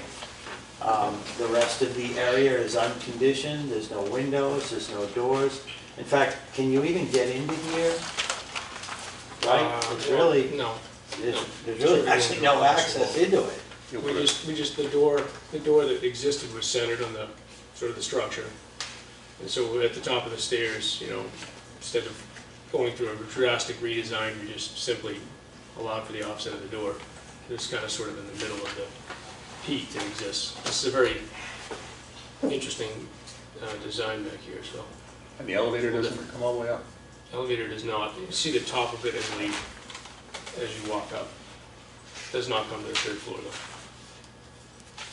So that shaded area now contributes 8 square feet to our, is that what I'm reading, upside down? Yeah, no, it's Whatever it is, it's more than that, right? But it's 62 square feet, but even including that in our FAR, we still meet your, we still are conforming. You count the elevator. I think what we did is we just eliminated the possibility that that area was big enough to be habitable, because originally we had proposed, for that area, that landing to be significantly larger and stuff. So we just eliminated the possibility. In fact, as I said, I don't even see how you get to that. It's really not even a storage No, they area, were right? like, you know, You'll cut an access. you have to go down to the bathroom on the next floor. Sure. No big deal for them, so. One of the comments was the existing conditions. Again, just Yep. just documenting the existing conditions. Yep, I gave you there's a new plan, which, in fact, I provided it for both 69 and 71, but we did provide the plan. I don't know if you have the blow up, but here is the plan. We went out and And just, again, we put them we just both on the drafted same both out, so plan. you Saw that. see. And we got the correct heights on there and the floor plan for the existing. We did the revised architectural plans eliminating any living area up there, and we verified the FAR. And then when I took, and I had the site plan updated to match all the FAR numbers, and so that now our site plan, our architectural plans, the application pages, and the charts within the application are all consistent with the numbers. And again, they are all conforming. Again, the only reason we're here is because of the height change. Right. And we also got the assessor reassessed the existing parcel. It was actually a one-bedroom, and now he reassessed it to 2 bedrooms, and it came out and made a determination, since it was a 2-bedroom structure. So that would have been one of the concerns, is going from 1 bedroom to 3, whereas this now we're going from... Which is why we were asking. For that floor existing- plan, yeah. For the floor plan. And once we had the floor plan, we had the assessor come out to verify it beneath it. Yeah, you know, said it's changed it, so...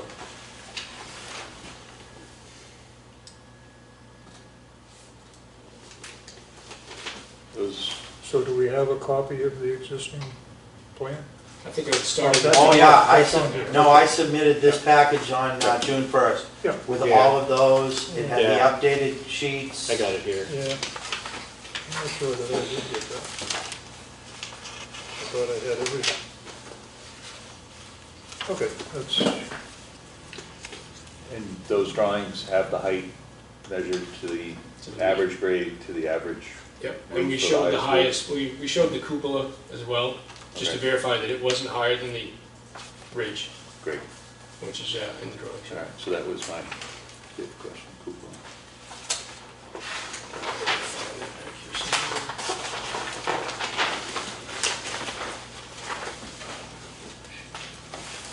Okay, how is it? Those are the 5 things that I had previously.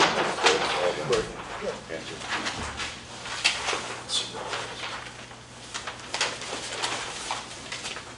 okay.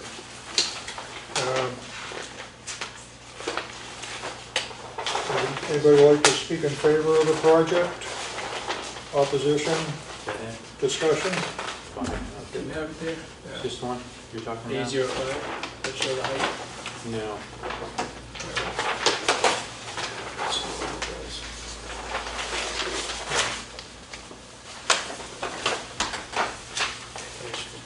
You want the small set? Yeah, it's there. We've included the correct number. Is it 13? It's A10 10? for the elevation. 10, yeah, okay, there we go. Yeah, so you Just wanted showed to the confirm. cupola, and over there you showed the, So the Yeah, cupola is no average. higher. Oh, okay. Just slightly lower. I don't have 10, that's fine. Yep. I'm missing 10. Oh, yeah? We were on fractions. Okay. Yeah, you missed. It's okay, yeah. 10. Well, it's funny because I think it's missing from this side too. No, it's right there. Oh, it is 10 there. Yeah, okay. Clerical, oh, it's in the back, last one. Clerical error. Misstatement. do you have it? Because I have an extra copy. Nope, I have it. So, Mr. Chairman, would you like a copy of these plans? I have an extra set. I guess so. Oh, you got them, I okay. do. What I couldn't find was that, but I can see that you did provide it. So, any questions? I have no questions. And we appear to have come back with all the information we needed, so would you like to make a motion? Sure.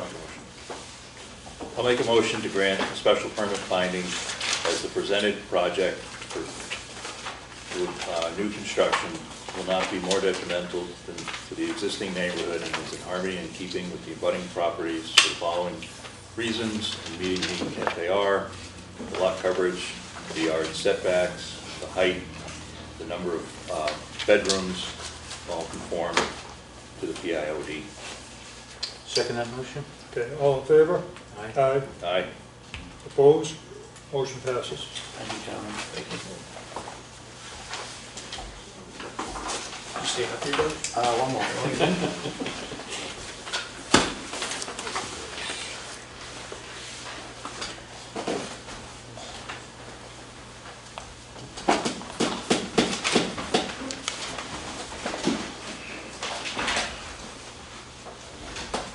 Your hand tired, Martha? You're good at it. Okay, so we're on to 91. We're on to 91. Yeah, that's your set.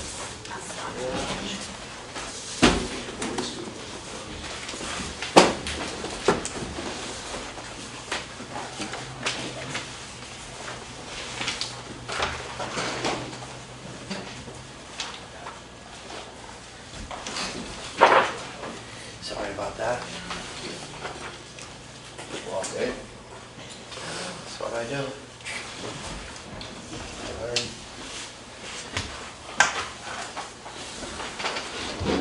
Is the first name Corey? Corey? Yep. Just pronounce it like that? Yeah. Thank you. I don't want to try to butcher it. It's a tough one. I do that sometimes when I stop. I know I got it. All right, Corey Rice, 91 Northern Boulevard, represented by Attorney Douglas Shane, and in this matter, the applicant is seeking a special permit finding as the existing structure is non-conforming as to the lot, existing 22.5%. Owners are seeking to expand the existing second floor story of their home, whereas the proposed expansion will increase the FAR of the structure to 30%, and whereas the proposed expansion will increase the height of the structure from 21 feet 4 to 28 feet 5. A finding from the ZBA is required pursuant to section 97-4D, part 5, part D of the Newbury zoning bylaws. Continuance. Mr. Chairman, members of the board, good evening. Douglas DeShane, representing, from Finner and Nicholson, representing Corey Rice, the developer, builder for the property, and also Lois and Gerald Carrier, the owners of the property, who are here with us from California to make this meeting. And as was stated, this is a continuance of a hearing for a special permit to allow the Carriers to add a second-story addition to their home. As was mentioned, the lot is non-conforming as to area, and the structure is non-conforming as to lot coverage and the front yard setback. At the original meeting, we had proposed that our addition and deck addition would result in an increase of the existing non-conforming FAR from 20.8 to 30%, and also we would be increasing the height of over the existing structure. As if we had talked about, the proposed addition essentially sits over the existing footprint, so we are not changing lot coverage in any way, but we are adding FAR, and we are, well, we're adding FAR, and we're increasing the front yard setback expansion. However, and you'll recall we have significant neighbor support here, including the people across the street who probably will be, most impacted in terms of visual impacts, but the neighborhood is widely in support of this. However, the board expressed concerns with the FAR increase, and we had quite a discussion about the deck and how redesigning the deck would allow us to reduce the FAR without really changing the proposal. So we did redesign, we continued and to give us an opportunity to redesign, and we did do the redesign, and on June 10th I submitted a supplemental filing showing a couple of things. First of all, I know there were some specific questions about how the setbacks were being shown on the site plan, you'll recall the engineer had, for whatever reason, had done a diagonal here instead of a perpendicular line. So we redid this as requested by the board, so you can see now that all the setbacks are shown by perpendicular lines. So 20.6, 22, 31.5, 11.4, and then the 4-foot front setback. So that was one of the things you asked for, and again, I had no understanding as to why they used the diagonal there. But we now show all of them in straight lines, so I think those our questions have been addressed. We also showed, provided a revised conditions plan showing revisions to the proposed deck, and then I provided all of the application materials updated to reflect those changes. And I'd like to just discuss that proposed deck change, because as we had discussed at the meeting, it did help to drive the FAR from that 30% all the way down to 25.3. So we're 0.3. Did the best. Did the best we could. We did the best we could. And while that did, it did accomplish what we talked about and was able to get us down. And here's a picture of that revised deck, and you can see with no roof over it or anything, we were able to cut the FAR down. So while it did address the concern about the FAR, I think, significantly, there was also, we had a discussion too about sort of how that would look in terms of massing and scaling. And also, Eric, you had raised a question, were we going to be able to meet the setbacks from the electrical lines, which we could. The electric company was going to come in and they moved some lines, but it was a good, it was a consideration, and the carriers, thought about it, and we actually came up with another redesign of the deck that, as you can see, what we did is instead of it just being a deck over deck, right, like this, they actually reduced the size of the upper deck. So it's now pulled back from the road, but from a structural architectural standpoint, you couldn't do that and just take those poles and move them in. They'd be sitting in the middle. So what they've shown here is this little, it's a roof, but I don't know what. An overhang. An overhang. And I think that really addresses the problem because it pulls that top deck back. Is it about 3 feet or 3.5 feet? It's almost 4. Almost 4 feet. It reduces the size of it. But, gentlemen, as you know, because we now have this little deck, this little roof here, that 4 feet over the first deck is now part of the FAR. Just kind of caught. So what it ended up doing was pushing our FAR back up to 28.5%. But I have to believe that from a visual impact to neighbors, just, the massing and scaling by reducing this deck and putting that little roof there, I think it makes it far more attractive, although it messes with the FAR again. But is that the kind of FAR that we're protecting against? It's not a full roof. No, it's just over the front. It's No, just yeah, over we're that just trying to stuff, but address that. legally, I think you have to count. Yes, you do have to count it, but what I would say though is if you had an elevation of the street, or if you looked at your neighbor to the north, you would see their house steps back with a roof like this, although it's not a deck. And there is some keeping to the sense of scale to move back from the street, which is Aesthetically, it's consistent much with nicer. the street. Yeah. I agreed with what you said wholeheartedly, that's why we did, that's why I wanted to put that option. Right, and if you guys had come back with something else, I had looked on Google Earth and was intrigued by looking north at your neighbor and how they got back from the power lines and how they seemed to minimize the mass of Right. the upper part of the house. It wasn't something we had thought of until you brought it up, and then Right. it was like, okay, let's, By doing this. Rethink. And it just seemed that the two decks, square, stacked, full length, We're bulky.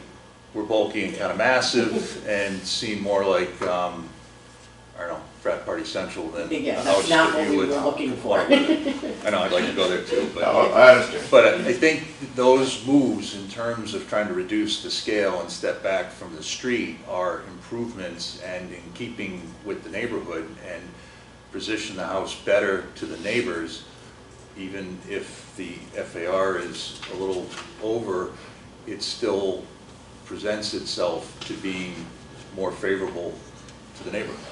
That's why we put both options in. I figured you might like it. Yeah, and so that's, I don't know, that's my read of it. Yeah, Yeah. I agree, Yeah, I agree. the same way. And if, I mean, I think if you're gonna do it, I mean, the one thing we said that if even though it has the roof, is the deck open, slat deck Yeah. above? Yeah, oh yeah, there's no, yeah. So it's not like it's No. technically a full Right. roof in keeping. Did you count the whole deck in the FAR? Or just the area under the roof? Just the area under the roof. So it's, I think the effort to reduce the mass is favorable. And we have, Okay, all one- of the neighbors are in favor. Right. There's not, we had letters and If they weren't favorable before, I would think they'd Yeah, be more in favor right, now. yeah. Right. So this is, That's the old one. this is the old one? Yeah. Where's- Well, no, that is a redesign Right. from That's the option original, one. that was the option one. This Okay, side so- elevation shows pretty much what happens there, what we did to try and adjust. Yeah, and it brings it in from the sides too. Oh, yeah. Yeah. Okay, and you did enlarge the. Yeah, the opening. Oh, yeah, yeah, we did. We tried to address everything. Right, no, we appreciate that. And,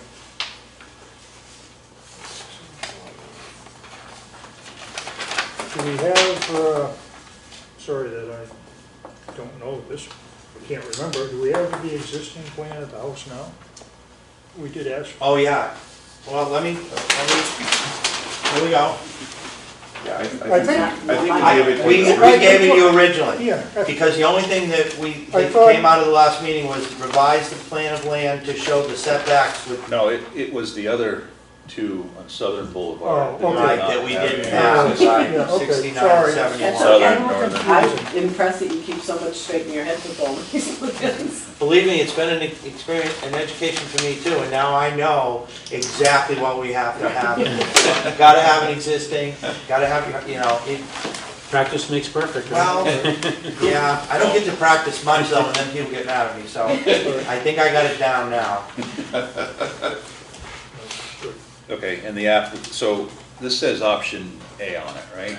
Yes, This was, and the other one says option B. okay. And I actually did So- provide you the revised application pages and worksheets if in fact the board preferred option B. So I don't have to go back, if you prefer option B and it's acceptable, I don't even have to go and update the Right. stuff because it gave it to you. Yeah, we got option A, Yeah. Yeah, option A, and option A. yeah, I don't have, Oh, all right. No. I had all A. Okay, let me check mine. There it is.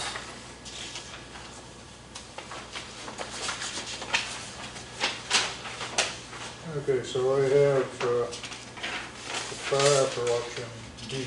Oh, you do? Yeah, but Oh, nothing else. Wrong. It does get No, I confusing. have it. No, I have it. So, This so, is so, the original, this is the A. Here's option A.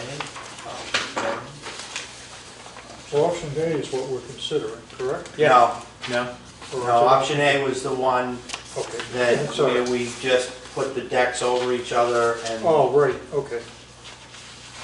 Well, well, I know they're here somewhere, I can pull them up. Can they be mislabeled? Because I've got option A here Yeah, with I think you're just mislabeled. If you look 28.5. at this here, this is the option B because it has the roof set overhang here. Okay, because it says option A. It does, Yeah. but Yeah. this But is, see, like here, you got option A, but it's, it's the corrected FAR option for B. this option here. so this is option B. Okay, then these are option B. Well, I don't know what they all are. Option B is 28.5 far, right? Yeah. Yes. Okay, these are all option B. Yeah. Okay, and the lot coverage doesn't change under option B, right? Option B. No, sir. Correct. So that's B. You're right, these are all marked A, aren't they? You choose the option B. Bigger.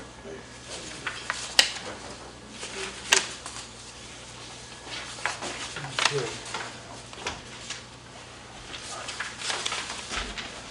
So, Arthur, do you have option B? I don't have anything. It says option A. Whatever's option A is option B. Well, I see option A on I think this was it. If it's 28.5, the it's FAR 28.5. 28.5. We tried. That's Okay, I wonder if that's the, These, We didn't okay, need any so more that paper. was option. You're running out of paper. this is option. so did you come for the hearing or come for So vacation? did you guys change the Yeah. plan or did you change the sheets? Pardon me? Did you change the plan or did you change the sheet numbers so that they're both? Oh, My intention was that Plan A was the, the deck over deck, and I gave you a set of sheets with that, and then B was supposed to be the, the reduction. The one we newest were hoping design, for. Okay, so I changed these sheets to B, okay? but let me find what you gave us So on the these are, plan. and this is B, right? The plan is A is marked A too, That's but it should be B. 28.5, yeah, that's with the B. All right. That's the right one. This one right here. All Yes. let me Okay. show you. So if you look, the easiest way to look, that is not it. No, oh, no, I don't need it. Oh, you don't. We want to make sure that Right. Martha has the right, This is it. Can we give her this The one? quiet one over there. Hey, Martha, here's the, Option A or option B? No, it's A. No. no. That's good. I know, but, all right, I just want to make sure I make the same changes you guys do. So, the one showing the 28, But it says A. Put it in there. you really can, all right, so we're all in agreement that the one with the roof, the nicer design, we're going to call option B. Correct. Cross that out. Okay, and then just to make sure that the sheets, the application sheets and the charts are consistent. Yep, I just, I think I just already changed them, didn't I? Or do you have? No, you made it, it's all right Here we go, option B, 28.5, option B, 22.5, and option B, 28. So yours are labeled correctly. Option B is the preferred plan, oh, we didn't. and I've changed the sheets to BB. I think we said the Well, you changed them to B, saying that we did. there. Got Howie's? Lawyers drafting plans. Okay, so, We didn't start that, but we were on, and we came in, we were supposed to see our daughters in for vacation, Yeah. and then found out that we were in person oh, and had been moved a week. It was like, oh, thankfully, but it was to be in California and not be able to be here. It's meant to be. It was. All worked out.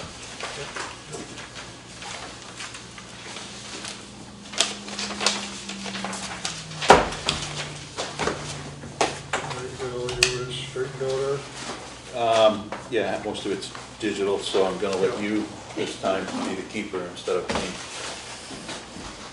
How's that? As long as Martha has it, I think. Martha's Yeah, report. so you want to get a final set that's actually labeled. Oh, I can send those over tomorrow. Yeah, okay, yeah. And you want me to, I'll label them B. Yes. I think so, because I think for the purposes of what we have for record, that we'd like to keep it Yep. as being the final, Great. right? Not just the final that we can't trace back, but a final that we can call B. Yeah, sorry about that. All right, so I think we're ready for a motion. Yep, I will make a motion to grant a special permit finding for the project as presented for new construction that will presented as construction drawing option B, that will not be more detrimental to the existing neighborhood and is in harmony and in keeping with the abutting properties for the following reasons. That the lot coverage, the setbacks are in keeping, the front setback remains the same. The height increases from 21'4" to 25'3½", and that the FAR is increased, but increasing with a design that reduces the overall scale and size of the structure. Second? Second. All in favor? Aye. Opposed? Motion passes. Thank you, gentlemen, Thank you so much. and I will send that over tomorrow. You guys got a rough job. I appreciate it. Very much so. I was hoping this was gonna be my last night, but we had to continue a couple. No, really? Oh, wow. Oh, so you wow. can't turn them over if they're continued, you still have to, oh. No, man. We'll never get rid of them. See, they're secretly just continuing, so you have to stay. Right. Thanks, guys. I Okay, construction. Thank you very much for all Nice your plan. efforts. Enjoy the area. And we always appreciate. His family's had a house on people come 45th back Street and since the give us 50s, what we so ask for. Yeah, we know it. we've spent 35 years on this I island. understand. Okay, thank Now we you. just own a piece of Thanks a lot. paradise. You only got me for one more. Right. Thanks, Doug, we'll talk to you. Yes, it's chat tomorrow, Clark. Thanks. Oh, you're welcome. Thank you, too. It was your design.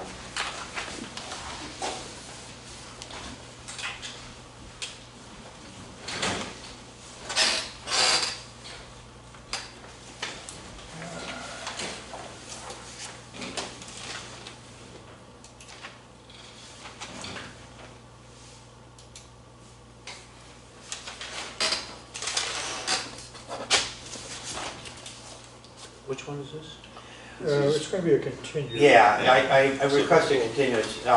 Mr. Kaplan had been in to see you earlier Yeah. and had some issues, so he called me, asked if I could help him, and that was just recently. And Okay, so. to be honest with you, he had made an attempt to try and get you the revisions, and he just wasn't getting there. He got him in late. He wanted me to bring them here, and I said, you know, Barry, I think the board would appreciate it if you just take a step back, Right. We so will. that we can do it perfectly and make sure that everything they have is not only correct, but in advance, so you have a chance to look at it. And Okay, so- I do think I can help them with that, so if you Okay, so let Eric continue. read it and then we'll, Barry Kaplan, 5 the Voli Way, applicant seeking a special permit / finding as the proposed new dwelling increases the building height due to the fact that the new dwelling is required to be on pilings and design of the dwelling continuance. okay, so, We have a letter? we have a letter asking for continuation. Yes. So, we have a motion, Before we make, unless you want to discuss it. well, before we make the motion, I think there was a question of the pre-existing non-conforming conditions in terms of an apartment. Yes, I know, I've dug into that, Okay. I'm working on that. That's one of the reasons I wanted So it's your it- argument to make again. yeah, no, I understand that. Okay. And I will, I need a little bit of time to dig in. It is a weird one. Yep. Yeah. And so that's raise, reconstruct, move it forward, apartment, existing plans. There were some application inconsistencies. And there was also some comments about staying in the house while he was building the new house while we were staying in the old house, which seemed to raise some flags or concerns. Okay. That may have gone away, but those are my notes. So thank you for mentioning that. That's the one he didn't mention. Sewer connections, and then the fact that something's existing, and then just. Yeah, it was confusing, to say the least. Yeah, okay. So with that, I will make a motion for a continuance of 5 Tivoli Way to our Second. next hearing. All in favor? Aye. Aye. All opposed? Motion passes. Well, thank you, gentlemen. I Thank you. appreciate your time, and I do look forward to, you know, sort of digging in a little more on this, better, so that I have a better understanding, because there are times when I actually get the benefit of a client coming to see me before they design something, so that I can help with that, Give them some advice. as opposed to someone saying, hey, here's our thing, could you file this for us? And, you know, you guys see, I think you see the issues, you know, so it's great when I can have a better understanding. I think it was Of the suggested to application. him when he first started that he hire somebody, but he tried to do it without. Yeah. Well, I'm glad he called me. I think I can Yeah. help him. I certainly find it interesting researching some of this stuff, but I do look forward to learning more about the bylaw so that I can counsel my clients on its application, you know?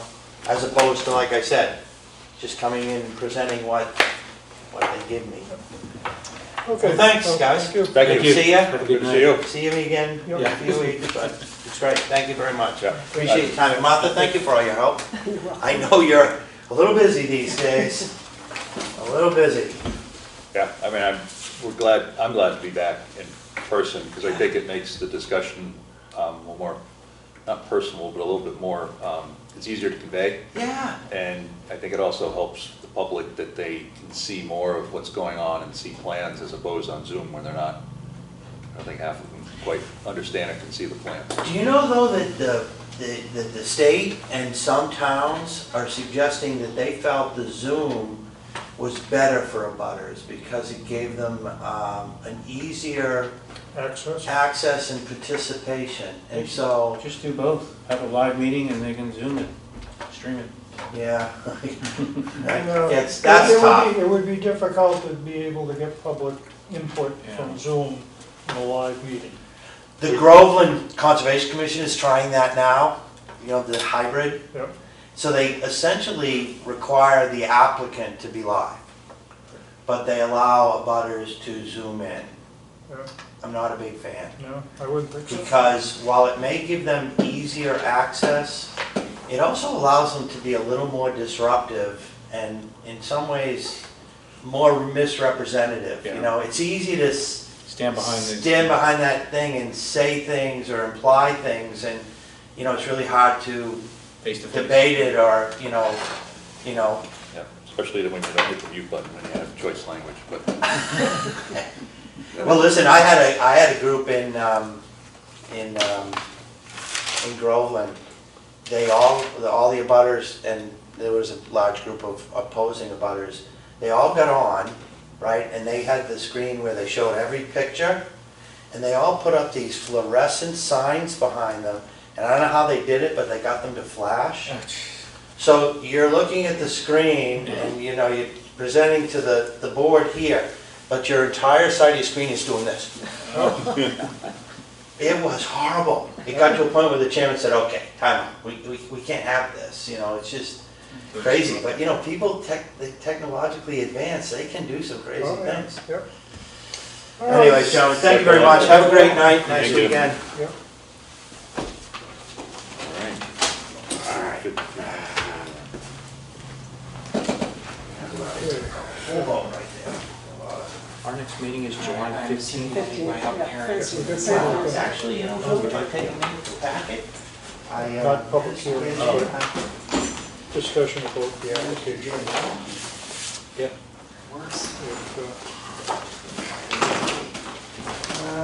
Not atypical. I had that over here. Just a second. Is that it? Yeah, probably. I didn't get that. I printed it up. Yeah, so don't bother with that stuff. Sorry, we didn't provide it either. Okay, I did. My printer doesn't work me, but. yeah, that's all right. So we're gonna let you lead this discussion, Eric. Yes.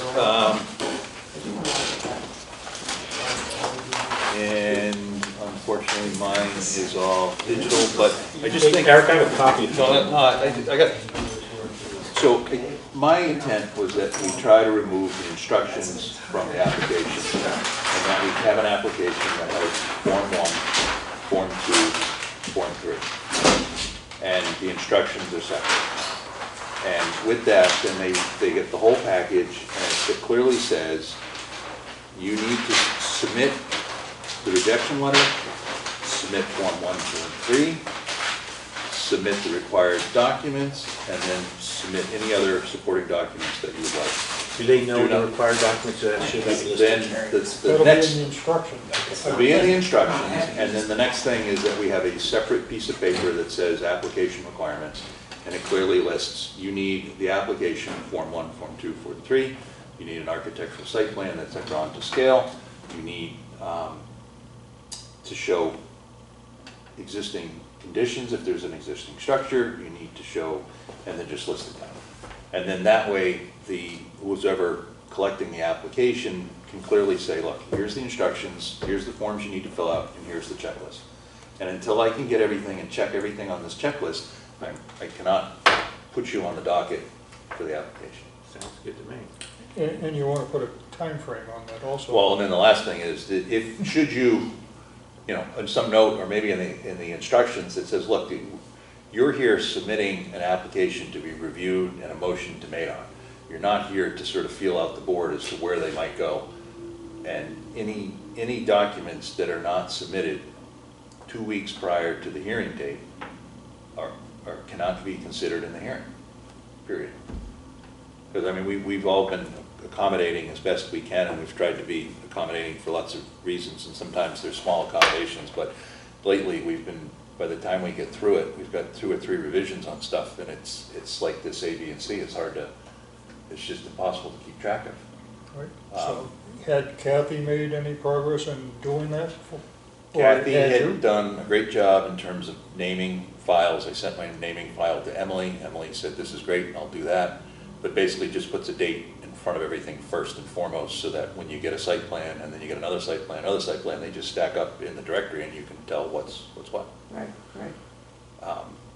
And so going forward, also need to just figure out, Mario, how you like it, how I like it, how someone else likes it in terms of hard copies or digital copies. The digital copies were starting to work out because I've got a whole hard drive and I just move the folders around and I can see what's there. And Until you brought your laptop in. Until I brought the laptop and it won't read that drive, which I need to figure out. But I could also send the digital file to work, open it at work, and in work I can take the drawing, set the scale, and I can put dimensions and stuff all over it. It's a lot easier to do the math and the dimension. So I'm in favor of the digital, but now that we're back in person, I need to have something in front of me that does it, so I need to figure that out.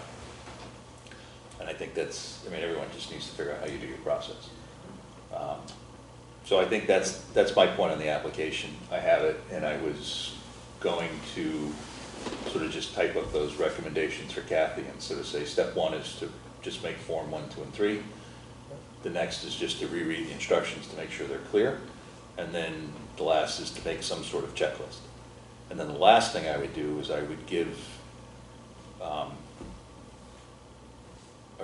do we call you besides our director? The assistant, or the person handling, right? The administrator. The administrator, if, like I have a couple samples, and either they're in here or they're in my book or my other book, but there's like a drafted site plan. Because once we got a site plan and they like, You mean like a good one? yeah, and say like here's an example, and at least armor with a set of floor plans, site plan, and elevation. So if someone comes in with something that's, sketched on the back of a napkin, she can kind of say, look, this is what they're expecting. Well, I think that the requirement should state that it's got to be a, surveyed site plan with, But an engineer's stamp on it. We say that, but then we had some people saying, hey, that was too expensive, and we're like, well, Well, it's not movies. yeah. We explained it to them, but I think if she just had an example, then it could cut to the chase for some people who, Yeah, like Mr. Kaplan. yeah. Well, and I'm not picking on him, but someone No, that really right. doesn't People know are the trying process. to, right, and they're trying to do it themselves Right. and as inexpensively as possible. Right. Right, and there's no dimensions, and the other thing is that we're kind of looking at it like, if we can't really take your word on it, right? Yeah. So that's the point of the discussion of the permit. It's like the language, I think, is all there. It's just a matter of just separating it so that we try to limit the number of pages we get back. All I right. mean, do you have something like that for? Well, we do for the planning board, but it depends on the kind of permit, but it labels very explicitly the drawing requirements and how many copies and all of that kind of stuff. I think we do, but when I read it, it's like mixed into the instructions or part of the application, and I think sometimes, well, even last week, some of these hearings, two different people filled it out totally different, interpreted the form Right. totally different. Like they added it up and then they put the existing, and then they put the new at the bottom, and it's kind of like, I mean, how hard is this to figure out? But that's all. And we've seen a lot of mistakes in the past 2 months. I've been a stickler for an engineer's site plan that says FAR of 21.4, and then you get to the application and it says 21.1. Right. And you're kind of like, well, Inconsistencies, which is which. yeah, what is it and what changed? That's the biggest thing. Red flag for me is something changed between here and there and you're trying to catch it. So that's that. Okay. And the other thing we had for discussion was 2 and 8 Arrow Point Road.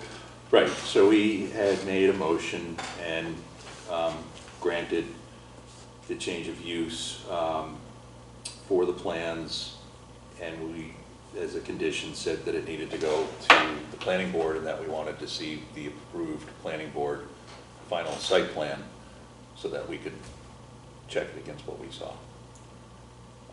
And it's basically there. There are some tweaks to it, but in terms of the parking and where in and out, before it seemed that maybe in and out were both streets. Now there's an in direction, there's an out direction. Yeah, and when they proposed it to us, their in direction originally was off of Plum Island Boulevard So and out onto. people coming through the intersection would stop 2 cars into the, after Right. the intersection to make a left while Right. cars were waiting. And then Right. all of a sudden, Right, so we recommended that they change it and come in off of Old Point and then go out, assuming that many of them were coming from off island, and then they would go out and just take a right and just go straight out the turnpike. Well, if they're coming from the island, they're on the same side of the street. And they're on You don't have to cross. Yeah, although they would have to cross if they're coming out, Right. but, a lot of them will probably. Well, they'll have to be coming- cross now. Right? Well, no, they're if you're on coming- island, you go straight, you take a right, and you don't have to cross anybody else in terms of traffic. Right. So people coming at you, Yeah. you would have the right of way to make the turn, and so you wouldn't be stacking up people on the island to get in there. Right, and there's just a lot more room at the intersection to be taking a left-hand turn onto Old Point and Right. then into the And you site. wait in the parking lot in order to get on Plum Island Boulevard, in order to go left or right. Right, instead of backing up traffic, it just Right. seemed. And we did run that by the transportation director at MVPC, and he was in agreement that changing that traffic flow was a good idea. So is They that, resisted it at first, but they finally acquiesced, so right. it just seemed like a better. And then the existing building or garage, which, when we were looking at it, they were still having of what they were gonna kind of do with it and keep it as gone, right? The up front garage. Oh, yeah. Yeah, that's the all- burned yeah, one. yeah, The no, burn, it's- the yeah. one on the corner. Yeah, no, that's As a- completely gone. Whatever, they were calling the one in the back, the garage, they were calling it the building. Yeah, the up front. server shop or whatever Right. it was, right? So that's Plus gone. Joyce's Right. house. And the only thing that's still the same is that one shack is dilapidated and hanging over the property, but they seem to have preserved the space to move it if needed. Right. Yeah, there's room there if they need to. So it's essentially in keeping with what we had What said, we approved, right. with slight betterments per the planning board's Right. review. So I think we can, I don't know if we have to do anything, I don't know if there's an official letter, if you just put it in meeting notes, we've never really Yeah, probably just had that. make a note that we reviewed it and accepted the changes. So it can, someone ever reads the motion and reads the conditions, that they can then go back and track that this was actually done. Right. So you can basically say it was, you know, substantially consistent with what you had approved. Yes. And the changes were non-substantive. Right. Okay, Great. let's make a motion to adjourn the meeting. Motion to adjourn the meeting. Second. All in favor? Aye. Opposed? Motion passes.